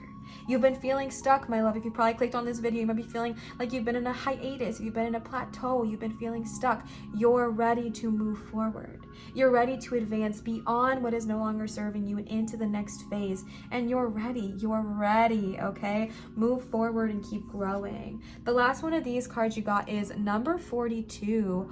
I don't know that I've ever seen this card. Netcaster, preparations come to fruition, period. Yes, where are my manifestors at? You got this over. The Magician, preparations come to fruition. All this work you're putting into this, releasing what does not serve you, resting, getting your thoughts right, taking the next step, moving into your own life, coming into your own power, adventuring forward, really getting your thoughts right, getting your clarity right, understanding what you want to manifest, and your preparations, all of that work is coming into reality. You literally got so many cards: fertility, the Magician, the Wheel of Fortune, the Netcaster. All that you want has the ability to come into reality as long as you believe that it does. All that you want has the ability to be real in your world as long as you believe that it does. All right, you are powerful. You are a manifester. So step into that reality, my love. The last cards we have for you today before the cord cutting are the Work Your Light Oracle cards here. These were gifted to us by Laura. Laura, thank you so much for these beautiful cards. I love you and I adore you, and just thank you so much. Let's go ahead and see what they have to say. The first card you got is, period, deep replenishment, rest, retreat, be held, okay? Or retreat, rest, be held. With the Garden of Renewal here, this could not be more obvious, okay? This could not be more loud. They're telling you, my love, it doesn't have to be all action. The action is coming. We see that here. The action is coming, but right now, if you're in that 10 of Swords energy, rest, baby. Rest, lay your head down, take a nap, be held, so that way you can continue to grow forward. The next card you got is Council of Light, divine orchestration, helpers in the subtle realms. Beautiful. Okay, so wonderful. If you are someone who feels alone in life, if you are someone who feels like your guides, aren't always there for you, or you feel like you don't have guides to call upon, they are showing you not only your ancestors, but your angels, your goddesses, your deities, Gaia, Source, God, Light, Source, your higher self. They all want to help you.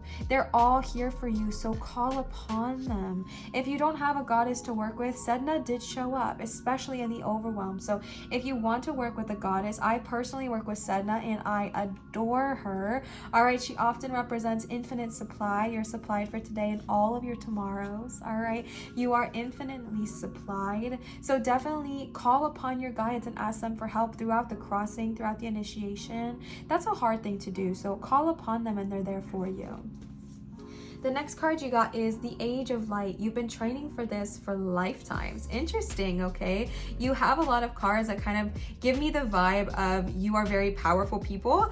Okay, you're a very powerful group, pile number 2. So I do feel like you've probably been aware of your divine orchestration, your divine you know, goals and agenda for a very long time, even if we kind of forget about them as we go about our earthly days. But you are being kind of called to remember those parts of yourself, those parts of yourselves that are powerful, that part of yourself that can manifest into being, that part of yourself who knows what they were here to do and continues to follow through with that. All right, you're ready. You are ready. The next card you got is Dance with Life. Do something to change your energy. All right, do something to change your energy. These cards, the Spirit of the River and the Dance with Life, are doing almost the exact same movement of like pushing upwards. So definitely, if you actually resonate with dancing, do a little dance break, babe. Shake it out, dance a little bit, get fun, get silly, get goofy. It doesn't have to be so serious all the time. I feel like as humans, we're such a serious little breed here. We're such a serious species, and we take life so seriously. And again, understandable, but you're being called to just take a breath, take a moment, dance with life, relax a bit, and that's gonna help bring even more of your manifestations into reality. The last card you got is yes, play, have fun, celebrate, don't be so serious, okay? I might have been tuning into a pile that's very serious, that takes themselves and life very serious. And again, not saying that's not valid, because your feelings are always valid because they're yours, but take a little break, all right? Be silly, have fun, be creative, you know, think about what it is you want to manifest, you know, let your inner child come out to play, just have fun. It's okay to have fun. Life doesn't always have to be so hard and so serious. You are worthy of fun as well. All right, that was your reading. We're going to go ahead and get into the cord cutting portion now, but in case you do not want to watch that, thank you so much for watching this reading, and I really hoped it resonate, and thank you so much for being here. But now we're going to go ahead and move into the cord cutting portion of today's video. I am going to be standing, so my audio is going to be quite a bit different, and I'm very sorry about that if that bothers you, but that's just your little primer right here, right now, that the audio is going to be different. All right, so what we're going to do first and foremost is we're going to take 3 deep grounding breaths together. All right, and as a little reminder, just in case you missed it when I was talking in the intro, we are not necessarily, I don't ever focus the intention of cutting someone out of your life. If that's something you desire, that's your jurisdiction, but that's not what I'm performing here today. Today, my sole focus is to releasing negative energies, entities or auras that have kind of latched onto you and are sucking your own life force, and calling your energy back towards you and releasing that connection. I personally have to cut cords from people I love the most, like my wife, my mom, my best friends, etc. Even though I love them and I adore them, sometimes I take on some of their energy, sometimes I take on some of their stress, and it's not serving me, so I have to let it go. It does not mean I don't love them. It does not mean I'm gonna go like not say hi to them like 5 minutes, because I absolutely will. But sometimes we just need to cut some energy so we can reground ourselves. After we do the cord cutting, I'm also going to do a healing ceremony just so we can kind of call back our own power and put some love and light into the places that we once cut. All right, so without further ado, let's go ahead and get started. We're going to start by taking 3 deep grounding breaths together, in through our nose and out through our mouth. All right, breathe in and out. Breathe in and out. Breathe in and out. All right. So we are going to start with the feather, and then we're going to move into the selenite knife portion of today's reading. While I am doing this cord cutting, I'm going to be saying some things along the way that you can either say with me out loud or just receive as I am saying them. And then I'm also going to cord cut in silence. That way you have the time and the space to be able to cut if you have certain things you'd really like to say as well during this time. All right, let us begin. I see you. I hear you. I release you. I release you. I release you. I release you. I release you. I release you. I release. I release. I release what no longer serves me. I release what no longer serves me. I release what no longer serves me. I release what no longer serves me. I release. I release. I release. I release. I release. I release. I release. I release.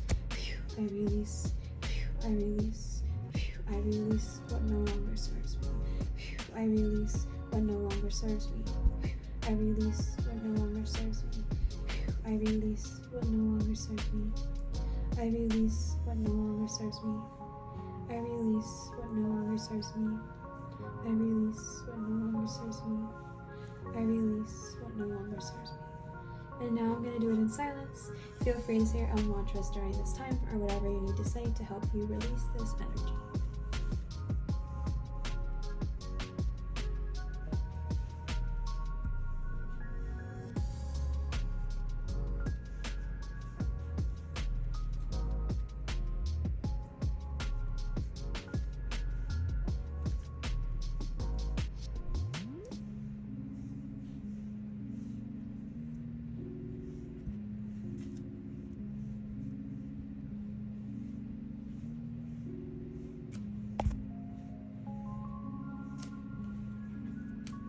We're now going to move within and do the selenite. Same exact thing as before. I'm going to walk you through some mantras and then we're going to give you some time in silence so you can say your own prayers and things during this time. I release what no longer serves me. I release what no longer serves me. I release what no longer serves me. I release what no longer serves me. I release what no longer serves me. I am feeling some pain, my loves, in my upper right side of my back, right behind where my heart chakra is to the right hand side. If that is you, baby, breathe it out. Focus on that spot of your body and let's release this. It's not serving you, okay? It's not serving you. Breathe it out. I release, I release, I release, I release. It's lighting up, so keep going. I release, I release, I release, I release, I release, I release, I release, I release what is not serving me. I release what is not serving me. Keep focusing there. I release what is not serving me. I release what is not serving me. I release what is not serving me. I release what is not serving me. Better. I release what is not serving me. All right, now we're gonna do it in silence. I do still feel that spot on my back, so if that's you, really focus on releasing it, okay? Really focus on releasing it.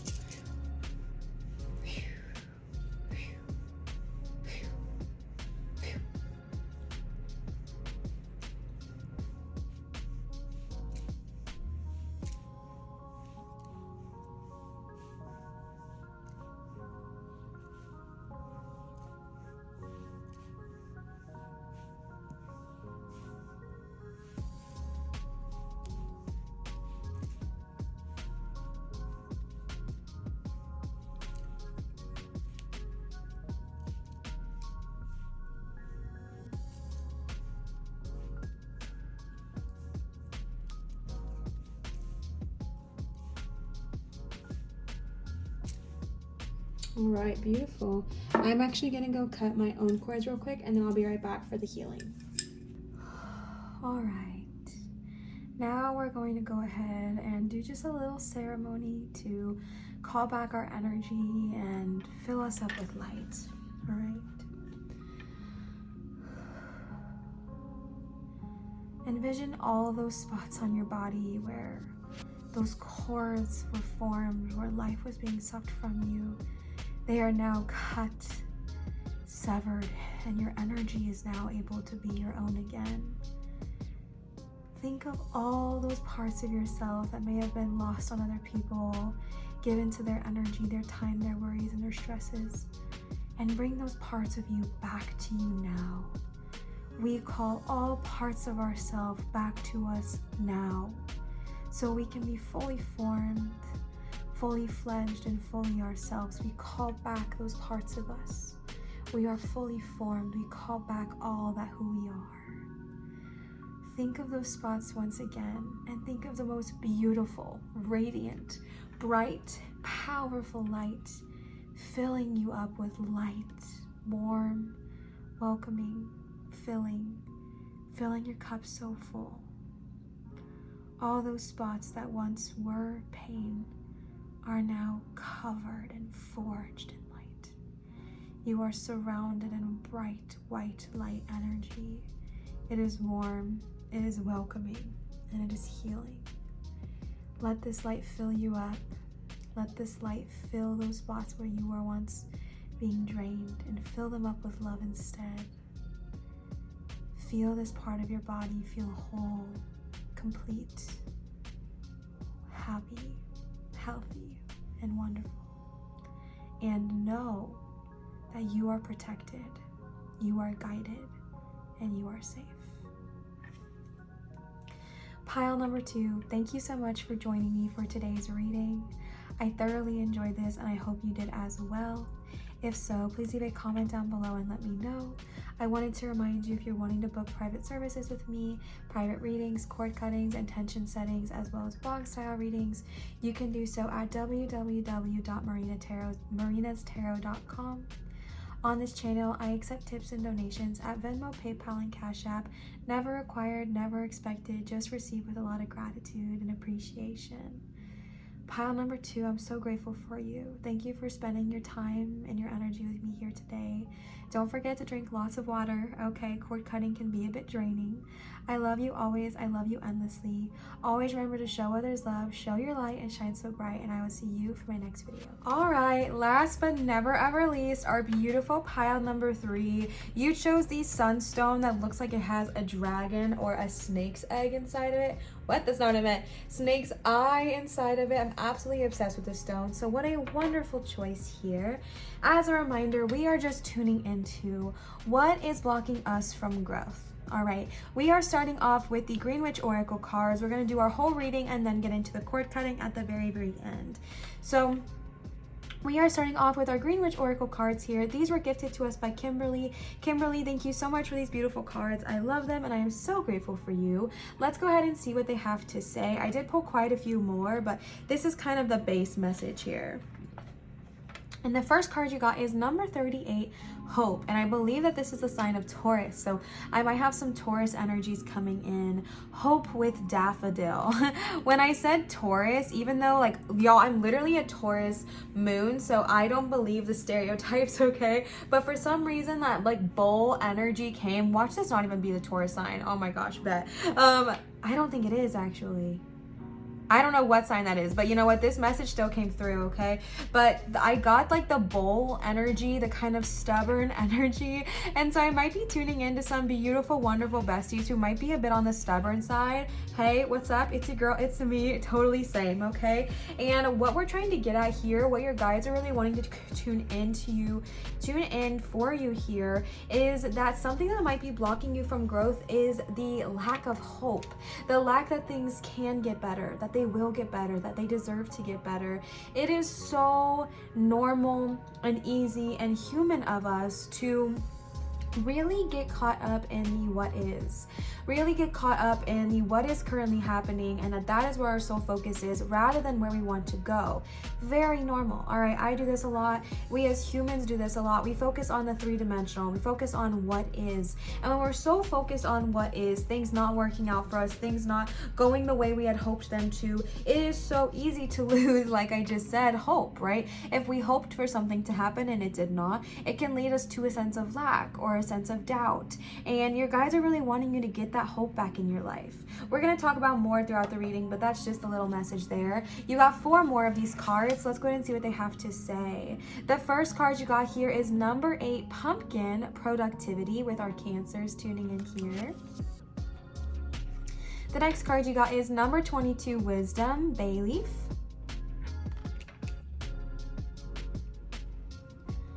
Number 33, Wholeness, with Black Mulberry. I think that it's so interesting. And Aquarius, oh my gosh, my signs are coming in. I think it's so interesting that you got 2, 2, and 3, 3, because those are just both very synchronistic numbers. And then number 43 with Tranquility and Violet. So a big theme in pretty much all the readings we've tuned in here today is the energy of productivity. I think that this could be, a bit of a harsh message to hear, but we did tune in to ask what needs to be released and what is blocking us from growth. And I really do feel this energy of productivity needing to just be so essential for so many people, so many beautiful, wonderful people tuning in here today. And that's because if you're watching this when this goes up, I believe we're in Virgo season. We might not be, let me know in the comments, but I think we're in Virgo season, or we may have just gotten out of it. And Virgo season is the time of productivity. It is the time of, getting all your ducks in a row and really lining things up to work for you. And if you're someone who feels like you lack productivity, especially if you're wanting to grow your own business or you're wanting to grow in your career or just really in anything, there's a lack of productivity that's happening around the current situation. Now, I want to be very clear when I say something, because I just heard someone say, Liv, what the heck do you think I've been doing? I've been productive, okay?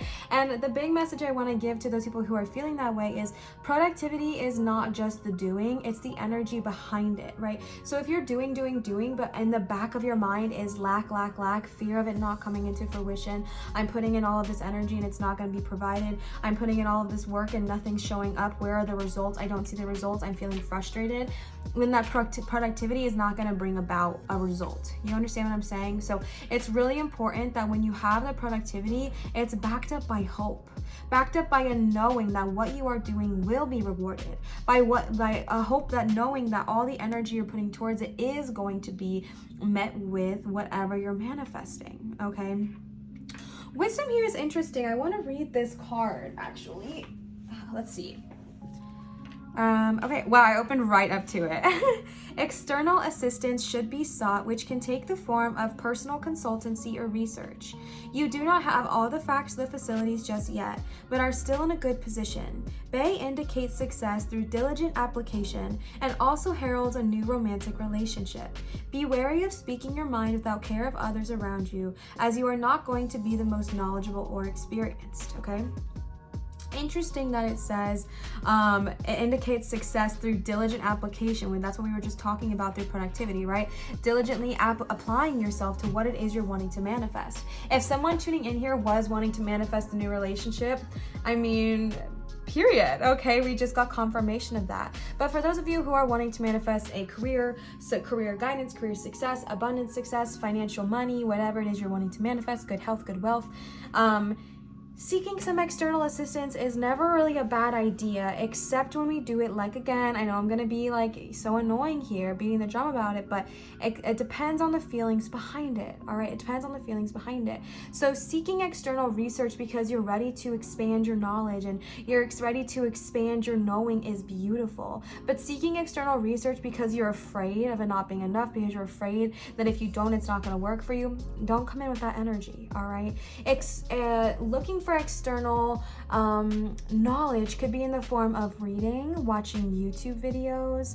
If you have a life coach, working with your life coach, working with tarot readers, working with divination magic, things like that. If you have guides you work with, angels, deities, goddesses, etc., tuning into them. Really whatever resonates with you, but something that might be blocking you from growth right now might just be a lack of knowledge in a specific topic. Not saying you're not knowledgeable, you're incredibly knowledgeable, but there's always a little bit more to learn, right?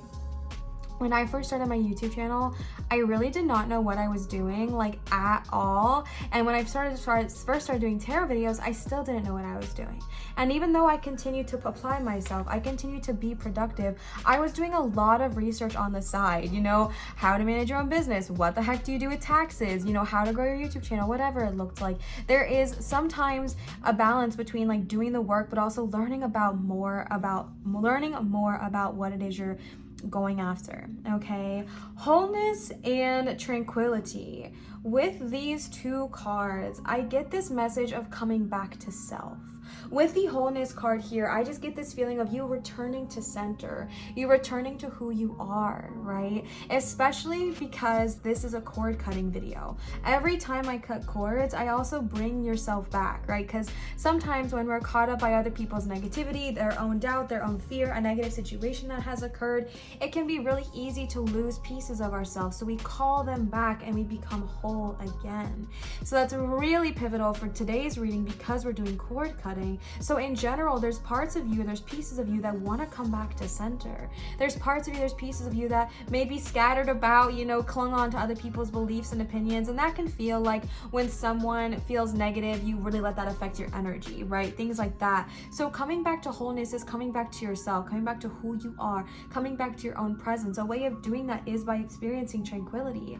Whether this is in a nice bath, a nice walk, a nice meal, spending company with people you love, lighting a beautiful candle that makes you feel luxurious, doing divination magic if that makes you feel tranquil, you know, reading a book by yourself, whatever gives you the vibe of tranquility, whatever gives you the vibe of rest and replenish, that's also a really good way to come back to center. When you have productivity and tranquility on the opposite ends, this is showing me a need for balance. That might be something that's blocking you as well right now, is an imbalance of those two things. There is probably some of you that's kind of like scattered about, struggling with the negative energy that we all kind of go through. But then the productivity and the tranquility backing, bookending here, is saying that the productivity is like, yes, there's this masculine energy that's like go, go, go, drive, drive, drive, force, force, force, get, get, get. And then there's like this feminine energy that's like, okay, but take a minute, take a beat, take a breather, relax, go and flow. When we do one or the other, we're out of alignment, right? If we're all masculine all the time, we have a really hard time taking a break. We have a really hard time coming back to center, coming back to wholeness. We have a really hard time resting and replenishing. And then when we're too far to the other side of the pendulum, the other swing, we can kind of struggle with getting up and going, struggle with getting up and doing that productivity.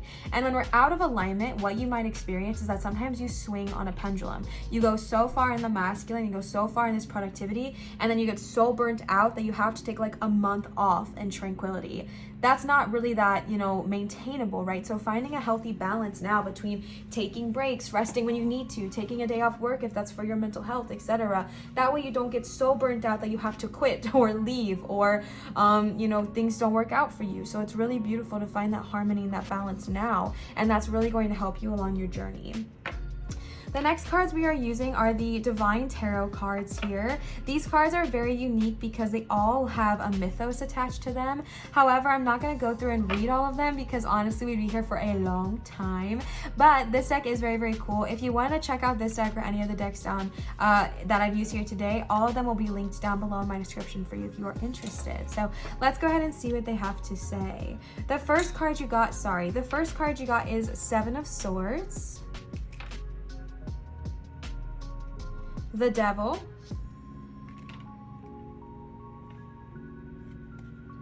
Four of Swords, the Moon, Five of Coins. I'm gonna scoop these down here. The King of Coins, and the Nine of Cups. All right, so we have quite a few messages coming in here today. Starting off with the Seven of Swords, the Devil, the Four of Swords, the Moon. Honestly, we're just gonna go into all of it. With the Seven of Swords, it's almost this energy of needing to be sneaky, or this energy of needing to be very cunning and very like trickster-esque. I feel like, especially being paired with the Devil and the Four of Swords, this is like maybe something that you currently struggle with. And again, if this is not for you, don't take it. As always with my readings, if it doesn't resonate, throw that shit away, okay? But with the Seven of Swords showing up, this coyote here, all right, is being very sneaky. They're taking off. They feel like they have to run off with something, but they also look really, really scared. And so I feel like if you are someone who feels like the only way to be successful is to take shortcuts or take yeah, that's the word that's coming to my head, is like shortcuts or try to be sneaky or whatever, but then you're always kind of living in fear. It's time to release that, okay? It's time to release that. Or if you feel like someone is being sneaky around you, that's also something that can be released. Really take whichever resonates, all right? Being paired with the Devil here, my love. The Devil is not too scary. Please don't get scared, okay? The Devil is really just about, you know, our fears, our worries, our obsessions, our addictions, etc. And having the King of Coins here, the way they kind of all laid out and fell out, is really, really interesting, right? Because the King of Coins is the card of stability, security, abundance, generational wealth, generational stability. I feel like I really just see the King of Pentacles being a very stable card, abundantly, financially, familially, etc. And when you have that paired around this interesting coupling of the Four of Swords, the Seven of Swords, and the Devil, it's like, I think this is the core of these emotions here. I think the desire for this King of Coins, the desire for this financial abundance and financial stability can cause a lot of obsessions, anxiety, maybe like addictions, all right? Because honestly, addictions are just ways of us escaping, right? Addictions are ways of us escaping what we currently feel like we can't handle. And if you are feeling that way right now, just know that you are not alone, you are loved and you are valuable, but your guides are calling you to step away from that, right? And the Four of Swords here is the card of respite, but this card specifically represents a wolf that is like considered a monstrosity because it can end the world. So it's like tied up and imprisoned for now, so that way people can rest, but it still represents a danger. And I've never seen that card depicted in that way, but that's how it's depicted here. And I feel like that's symbolic, okay? Because I feel like there is this energy where around money, around finances, or just around stability, you feel possibly really trapped. And I feel like maybe that's something that you were wanting to grow in when you clicked on this video, was financially, financially or abundantly, whatever resonates with you.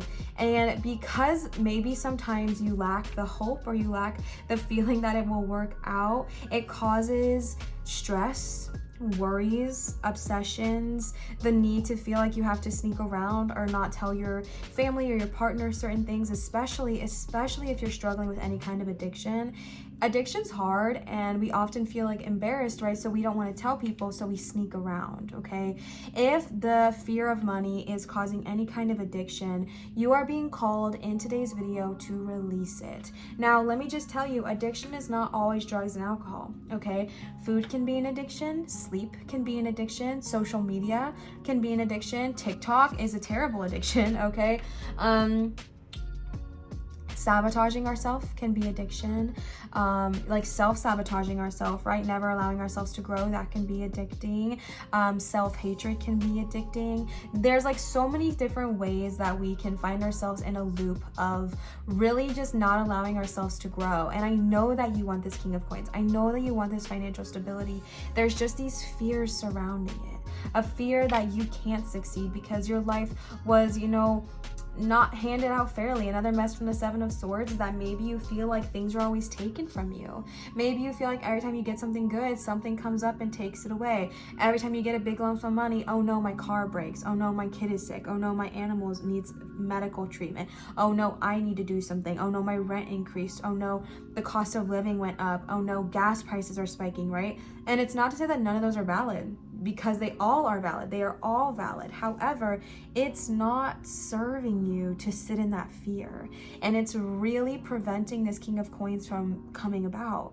And when we get so afraid, when we get so worried, we get so overwhelmed, we distract ourselves.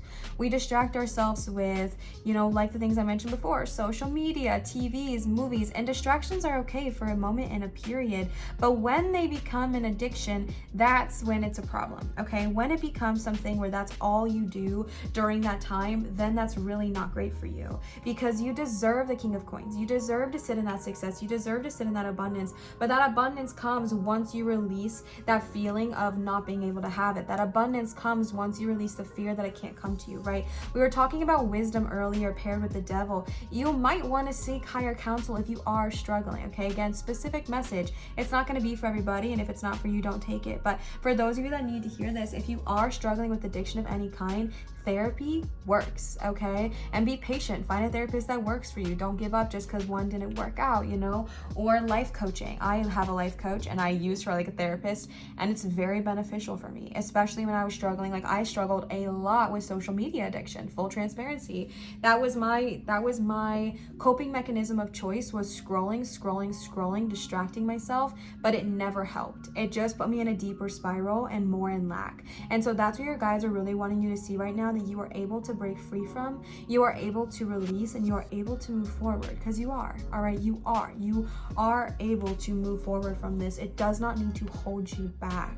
The Four of Swords being paired, the way it's like kind of sandwiched between the two, I feel like it's kind of showing that there might be a bit of a little gentle pause. What was this card? Hope. There might be a little gentle pause right now, not a definitive no, but like a pause, because when you're moving forward, you want to move forward in a really high hopeful space, right? And it's not the most practical thing to expect you to go from feeling really, really scared and lack and tired to immediately hopeful, happy, and wonderful. Sometimes it takes time to do so. And when you're going through a healing, when you're going through a releasing, you need time to rest and to heal. So if the Four of Swords shows up, it's to tell you like it's okay to take a break, it's okay to heal. Like I said, we got the productivity card, okay? But we also got the tranquility card, and this falls right in the middle. Balance. It's okay to take a day off, just don't fall into 6 months off because you got so burnt out. It's good to take a break so you can feel even stronger when you get back up to work again. Does that make sense? So it's really about finding that balance, and you might need to find that balance so you can move into the next phase of your space, okay? Then you got the moon, the Five of Coins, and the Nine of Cups. Right over wholeness and tranquility, I feel like the moon is coming up to show you that the things that are blocking you from growth are subconscious. They reside in your shadow area, your shadow self. What I mean by that is like the moon represents those aspects of ourselves that, you know, are more below the surface, that are more not just immediately out for everyone to see. The things that we don't tell other people, the things we're afraid of, or the things we struggle with. And the moon is not a bad card, but it does represent illuminating a light on our fears and on our shadows, and the reason being so you can face them, cut them, release them, okay? We don't illuminate our shadows so they scare the shit out of us. We illuminate our shadows so that we can release them and move forward past them. And I feel like that's what the moon is coming in here to say, is like, hey, this might need to happen so you can come back to wholeness, so you can come back to center. The moon shows up to say, hey, there's things you're not looking at, there's things you're not facing. Maybe it is addiction, maybe it is struggling with, you know, self sabotage, whatever it looks like for you. And it's about getting out of that space, and sometimes to get out of it, you gotta shine a light on it. And that may sound really aversive, but shadow work is coming up, okay? Shadow work is coming up. And the reason we do shadow work is because like I was saying, we face the shadows so we can come back to our wholeness, we can come back to our center. Shadows are often fears, worries, doubts, anxieties, addictions, etc. And we face them, and so we can release them, and so we can come back to wholeness. You got the wholeness card. You're coming back to center, you're coming back to self. But in order to do that, sometimes we have to address our fears. Specifically for you, pile number 3, maybe around finances, okay? Because I know you got the desiring, the King of Coins there, and again, you deserve to receive that. But then the Five of Coins here is the feeling of being left out in the cold. And you know what? Specific message. When I say specific message, I just mean that it might not resonate with anyone or everyone, maybe anyone. But with the Five of Coins and the Seven of Swords, remember how I gave that very specific message with the Seven of Swords, that you feel like someone is, like, you feel like life has been taken from you, or you feel like you've been handed the, you know, a shitty deck of cards, or that you feel like, you know, you have all these circumstances that makes life so much more difficult for you. That's very much the Five of Coins energy as well. I've been left out in the cold. I can't succeed because look at my life circumstances. I can't succeed because look at the choices I've made. I can't succeed because of whatever reason. I'm always left out in the cold. No one ever thinks about me. Life always takes from me, etc. Let me just first off start by saying your feelings are valid because of your feelings, and your feelings are always valid, okay? Those feelings, those emotions, they're your own. And I'm not trying to come in here and say, that doesn't make any sense. Okay, I'm sure it makes a lot of sense for you, but you do not need to sit in that headspace anymore, because you do not need to be left out in the cold. You can walk around the building and go inside. Go to rewrite your own narrative, okay? Rewrite your own story, because you have the Nine of Cups. All your wishes deserve to come true.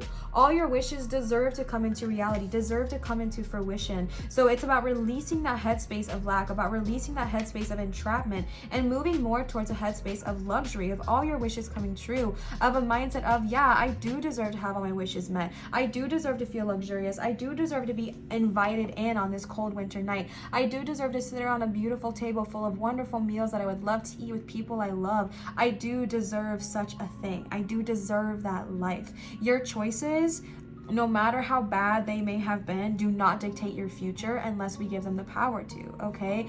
You can rewrite, not even rewrite, but you are the author, okay? You write your own story. Your circumstances, how you were brought up, how you were raised, it definitely played a part in making you who you are, but you get to decide what your story says. Good of all, harm to none. You get to decide what your narrative is. You decide that, my love. You decide what your narrative is. You, only you, only you. All right, so take back your pen and paper and write your own story, my love. Become the Nine of Cups with all your wishes and all your dreams coming true. Become the King of Coins with financial abundance and stability and security. Allow yourself to be illuminated by the moon so you see these aspects of yourself that you're ready to release, so all your wishes and your dreams can come true, because you deserve for them to be reality. All right, you do. The next card we have are the Shaman Dreams Oracle cards. Let's go ahead and see what they have to say. The first card you got is Many Masks, number 38, the authentic self. You got 38 here as well with hope, okay? I just realized that. Wow. Okay. Yeah. Okay. So I'm sorry, that just like caught me by surprise a little bit. Many Masks, the authentic self. You also got wholeness here. Coming back to center, hope. Your authentic self, your higher being, is so hopeful, is so full of love and light and dreams so big for you and all of your success. And I know that sometimes our earthly self can forget about that, and our earthly self can get so caught up in the what is, and that's valid and that's fine. But you're being called to come back to who you truly are. Strip away the masks and the illusions of, you know, you have to struggle, you have to suffer. That's the way life is for you. You just got the shit end of the stick. That's how life has to work for you. You have to be stuck. Your choices put you here. Now I'm stuck forever. No.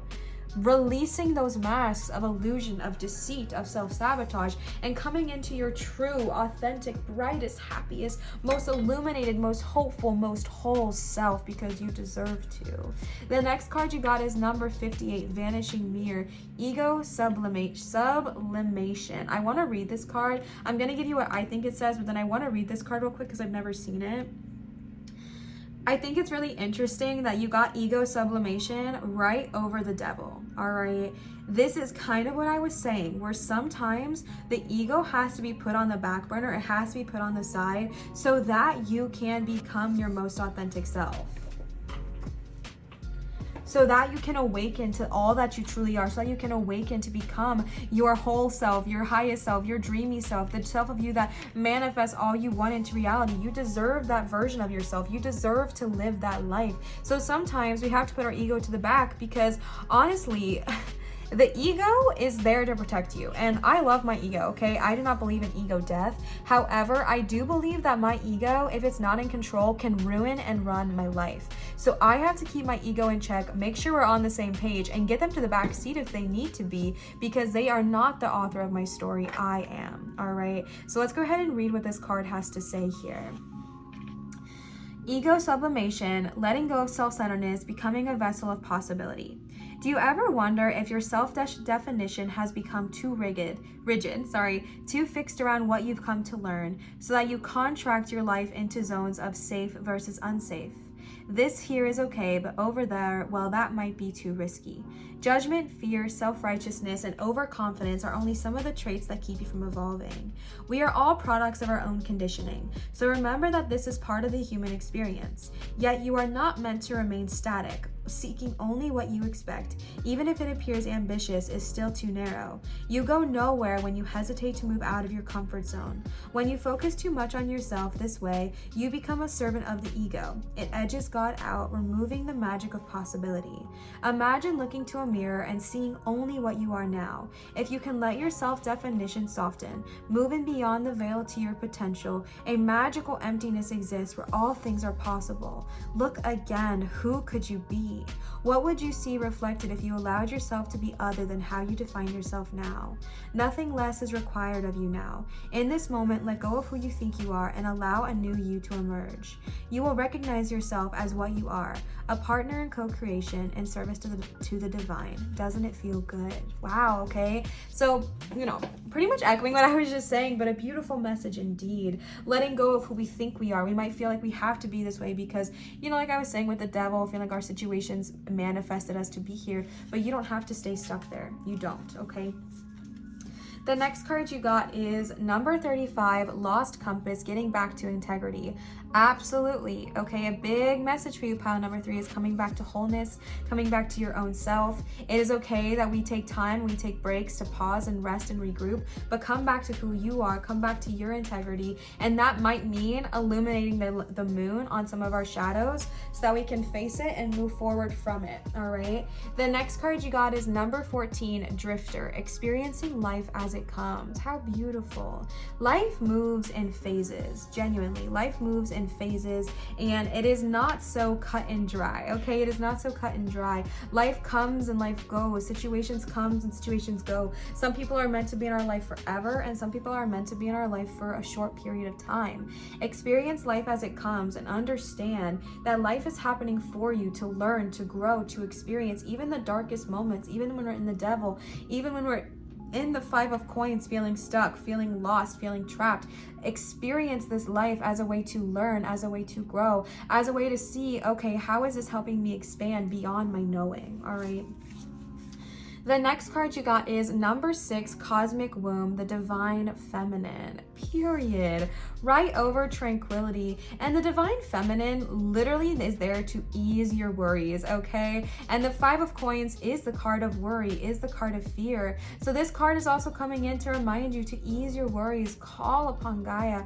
Call upon the Divine Feminine, the Mama Gaia loving healing energy, and let yourself be healed during this time, especially because we got the Tranquility card. And again, remember the message I was giving of a balance between the Divine Masculine and the Divine Feminine. Right now you might be more in the masculine and you need to go to the feminine, but again, don't get too stuck over there either. It's a balance of the both. But right now, when you're struggling and you need some healing, call upon Mama Gaia, call upon the womb, call upon your own Divine Feminine energy, and ask them to help you heal. The next card you got is number 26, Gathering Around the Power of Community. So you also, like we were saying, got the Wisdom card, which is all about, you know, leaning on others, gathering more knowledge. So for some of you, the people you might gain wisdom from might be people that are already in your immediate vicinity or your immediate life. If you have people that love you and want to help you, just take a minute and listen to what they have to say. It doesn't mean you have to agree with them or that you have to act on what they're telling you to do, but just take a moment and hear what they have to say, because you do have someone in your life, whether it's now or whether they're entering into your life soon, that really just wants the absolute best for you. So when you're struggling with your addiction, I know it's like the easiest thing to do to sneak around and to not tell anybody and to just be embarrassed about it, but there are people out there who love you endlessly and want to help you so genuinely. So let them help you, okay? Let them help you. Let them, you know, help you through this transition. The next card you got is Fool's Embrace, Transmuting Pain, number 22. You got 22 again. I don't remember what the 22 card was there, but you got 22 again. Fool's Embrace, Transmuting Pain. How beautiful. Okay, transmuting pain. I want to read this card as well, just to kind of get the additional message here. The pain of life is sometimes unbearable. When we're in it, we think that pain, that loss, that betrayal will always be woven through our continuity of existence. We're kept hostage by the way we identify with the pain and what we make it mean. If we let it, it becomes etched into us like a tattoo. No matter where on the spectrum of pain you find yourself now, whether it be mild disappointment or searing loss, it's time to make peace with it. Befriend it rather than resisting it. Okay, Moon. Okay. All right. Befriend it rather than resisting it, running from it, or judging it as bad or unfair or hostile. Can you see the gift that is here? Surrender to the Fool's Embrace, allowing the truth to envelop you in a love and compassion. What if you could learn something amazing from this? I was just saying that. What is truly yours will not pass you by. Something better and perfect for you is waiting elsewhere. If you could come to terms with your liberation and freedom, If you could come to terms with the liberation and freedom inherent in loss, your broken heart might open you up to a greater sense of humanity and compassion. As in the narrative of tarot, the Fool will be at the beginning of your life's adventure, and at the end when you've integrated all the wisdom you've accumulated along the journey.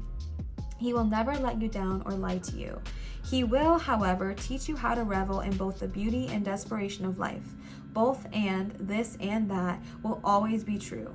Remember, the pearl can't be created without the gritty sand causing discomfort and acting as a catalyst in the oyster. Your quote-unquote pearl is discovered in radical acceptance that everything has value. All is well now and will be well. Remember that today as you feel the fool's embrace. Wow, okay. Pile number 3, I feel like y'all been going through it like I've been saying, and this is the card of embracing that and transmuting that pain into pure energy of love, of growth, of guidance, and of acceptance. I don't even want to speak on that more because that was just so loud. Wow.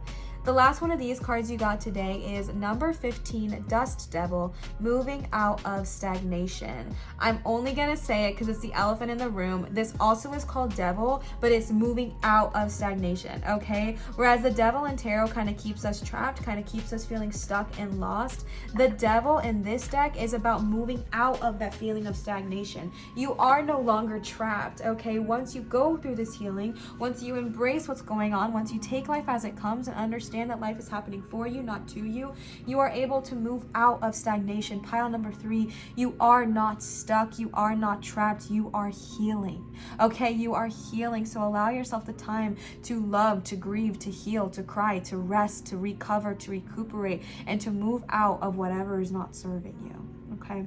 The last cards you have here today are the Work Your Light Oracle cards, and holy moly, did you get a lot. These were gifted to us by Laura. Laura, thank you so much for these beautiful cards. The first card you got is no. Wait, postpone, pause, say no. All right, so whatever it is you're currently thinking about, I'm gonna be super honest with you, I'm not getting a hard no. I just think that sometimes, like the 4 of Swords, you need to pause so you can heal before moving on, because whatever it is you're trying to grow from right now, it's like not surrounded in the best energy, right? There might be fear, doubt, addiction, struggles, anxiety, negative thoughts, limiting beliefs surrounding it. So if you continue to push forward, you're pushing against a wall, right? And think of it like there's a wall blocking you. That is literally a gift from Spirit, because Spirit's not going to want to give this to you because it's only going to cause you more pain, right? Even though you're like, no, Liv, this will solve all my problems. I hate to be that person to say it's not going to, okay? I literally been struggling with this so much, thinking, okay, once I get X amount of money, all my problems will be solved. But I know that's not true. I know that that is not true, because my true situation does not lie around some physical object. It lies within myself. So yes, the no is right now, the pause is right now, because there's a moment of needing to heal, recover, recuperate, get your thoughts into check, get your feelings and emotions into alignment, so that way you can manifest from the highest good of yourself involved, okay? Good of all, harm to none, including you. So yes, there's a no right now. Yes, there's a pause right now, because you need to heal, so that way when you are manifesting this from the highest and best point of all, which is going to come around the end when you're ready to release all this, all right? You also got Minticon, longing for home, belonging, the original lightworkers. So I definitely might have some light workers tapping in here, especially if you are a Minticon, but really tuning into the message of longing for home, especially with the Devil and all of the cards we kind of got here today. It can be so easy to feel so alone, all right? We live in a world with like a huge population. It's kind of insane how there's so many people, a very overcrowded planet, yet it can be so easy to feel so alone. It can be so easy to feel like you don't have anyone, even though there's millions and billions of people out there. And that is because home is found within you, right? Now, there are definitely people out there who feel like home. I'm not saying that there aren't. But because we got the community card here, if I'm tuning into those of you who feel like you don't have that community yet, this is a message to come back to your own presence first, to find sanctuary and sanctum in your own presence, to find love and peace with who you are. Because again, if we're in the mind space or the head space of, okay, once this person comes into my life, then all will be well. Once I manifest this friend group, then everything will work out. Once I have this, then all my problems will be solved. All you're saying by saying that is that I don't deserve that happiness now. I have to postpone my happiness for when this person comes into my life. No more. No more, no more, no more, no more. Okay, no more of that. No more of that. We are ready to welcome in your own energy. Be a home for yourself. Create a sanctuary within yourself. And I know that can be hard when you struggle with addiction, because it's like you're constantly contradicting yourself and you're constantly struggling with yourself. But that's why we're cutting those cords today. We're releasing that so you can come home to yourself, okay? And once you find sanctuary within your own self, your people, your tribe, they find you. They find you, okay? You also got the initiation, rite of passage, crossing the threshold. You are entering into the light from the dark. Look at the journey this person had to have made to get to that beautiful, beautiful crossing. Do you see the darkness, the lightning, the snakes, the shadows? There's so much they had to go through with the moon, with the fool's embrace, with transmuting pain with the devil. There's so much that you've gone through. You are such a strong person. There's so much you've gone through, so many shadows you've faced, but you are entering into the light. All right, it's to give you hope. I hope you feel that hope that I'm trying to give you here, that you are entering into the light, the cosmic womb, the dust devil. You're moving out of stagnation, you're moving into hope. Literally 38 with hope. You're moving forward. You're finding your happiness again. You're finding your tranquility again. It's on its way, my love. Don't give up. Don't lose hope. Don't lose faith. You are going through the shadows to enter into the light, and you are able to do this. You are strong enough to do this. I believe in you. I fully believe in you, okay? The last card you got is Emrama, where are you being called to journey to? This, I feel like personally, the way I'm reading this is actually a metaphorical journey. However, if you are someone that has been called to journey somewhere, I'm not trying to discredit that, all right? But when I am reading this, I'm seeing more of a metaphysical, mental travel. I feel like there is a journey that is to be had within the soul, all right? I feel like there's a journey that needs to be had where you kind of go within, face the shadows, release them, and move forward. And sometimes going and visiting a beautiful place, a place of sacred energy, like a temple or a great cathedral or a place with a lot of history, it can be really, really healing for us. It can be very, very cathartic. So if you would like to go travel somewhere, literally, I'm not here to stop you. You can also travel by mind, okay? You can visualize yourself in a place.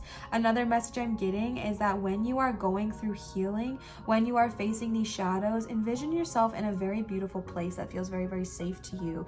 This could be a crystal cave, a beautiful valley with the most gorgeous ravine you've ever seen. It could be an island that makes you feel so happy, or in the depths of the mountains, or a little fairy cottage that makes you feel so happy and cozy, or, you know, wherever makes you happy, whatever brings you joy. Envision that space when you're going through your healing, and remind yourself that you are safe and loved and protected. All right, pile number 3. I know this was a bit of a heavy reading, but that's why we're doing the cord cutting at the end. All right, I love you and I adore you. In case you do not want to stay for the cord cutting, thank you so much for watching this video, and I hope it resonated. But let's go ahead and jump into the cord cutting portion of today's video. Alrighty, I am standing, so my audio is going to sound a bit different. I'm sorry if that hurts your ears, but I have to stand up to do the cord cutting portion of today's video. So let's go ahead and get started. A few little disclaimers before we do. I want to remind you that when I personally, lived as cord cuttings, I am not intending to cut a person out of your life. If that's what you desire, that's your own prerogative, but that's not what we're focusing on here today. Today's sole focus and intention is on releasing any negative energies, entities, and auras that are currently surrounding us, that are latching onto us from someone or something that is not serving us. All right, it could even be your own limiting beliefs. Let's cut those cords. Whatever it looks like for you, any negative energy that's been weighing you down, our goal today is to release it. Okay, so just want to give that little disclaimer. And again, when we're going through this, if you feel emotions arise, focus on them, breathe through them, let them out, then let them go. And as always, drink a lot of water afterwards so you kind of flush your system. Okay, let's go ahead and ground ourselves here together today in the presence of Gaia and in the presence of each other. I am going to take 3 deep breaths, and I recommend you do this with me if you are willing. So we're going to breathe in through our nose and out through our mouth. All right, breathe in and out. Breathe in and out. Breathe in and out.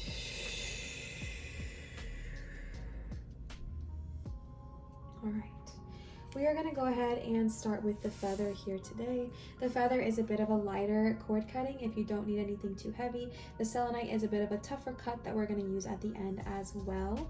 All right, throughout this time, I'm going to walk you through a set of kind of like mantras and just kind of a set of releasement mantras, and then after I'm going to give you a time in silence while I'm still cutting cords if there's anything you specifically want to say that really resonates with you. Okay, so let's go ahead and get started. Let's just relax, take a few deep breaths, shake it out, shake it out, shake it out, and let's begin.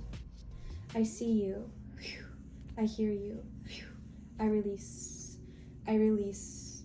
I release. I release you. I release. I release what is not serving me. I release what is not serving me. I release what is not serving me. I release what is not serving me. I am worthy of releasing. I am worthy of releasing. I hold on to you no longer. I hold on to you no longer. I take back my power and I release. I take back my power and I release. I take back my power and I release. I take back my power and I release. I release. I release. I release. I release. I release. I release. I release. I release. I take back my power and I release. I take back my power and I release. I take back my power and I release. I take back my power and I release. I release what is no longer serving me. I release what is no longer serving me. I release what is no longer serving me. I release what is no longer serving me. In silence now.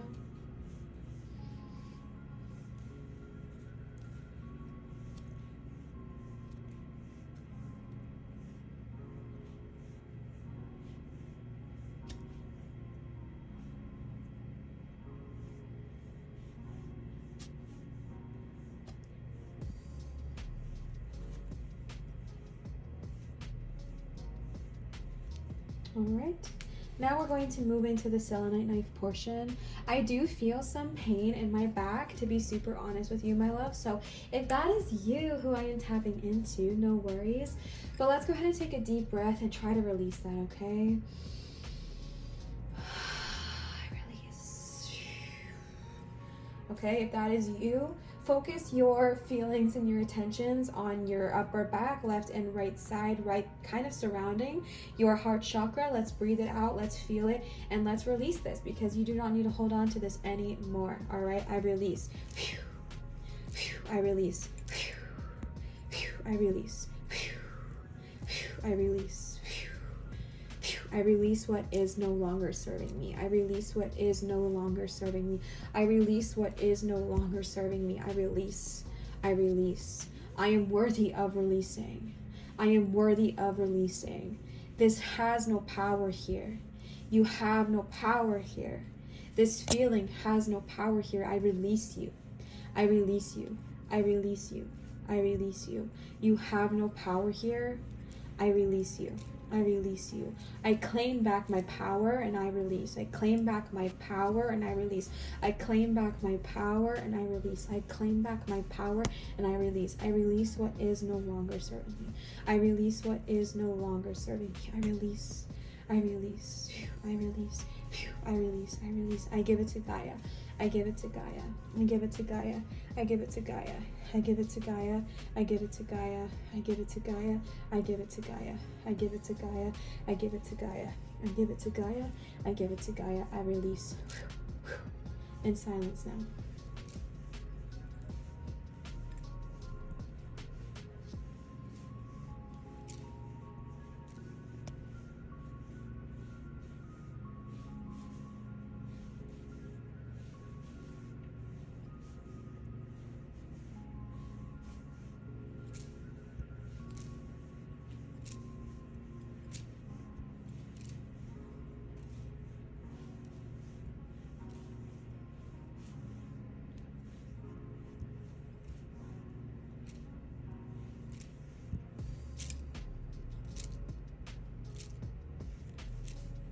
All right, I'm gonna go ahead and cut my own cords real quick and I'll be right back to finish off the ceremony. All right, now we are gonna go ahead and call back our power.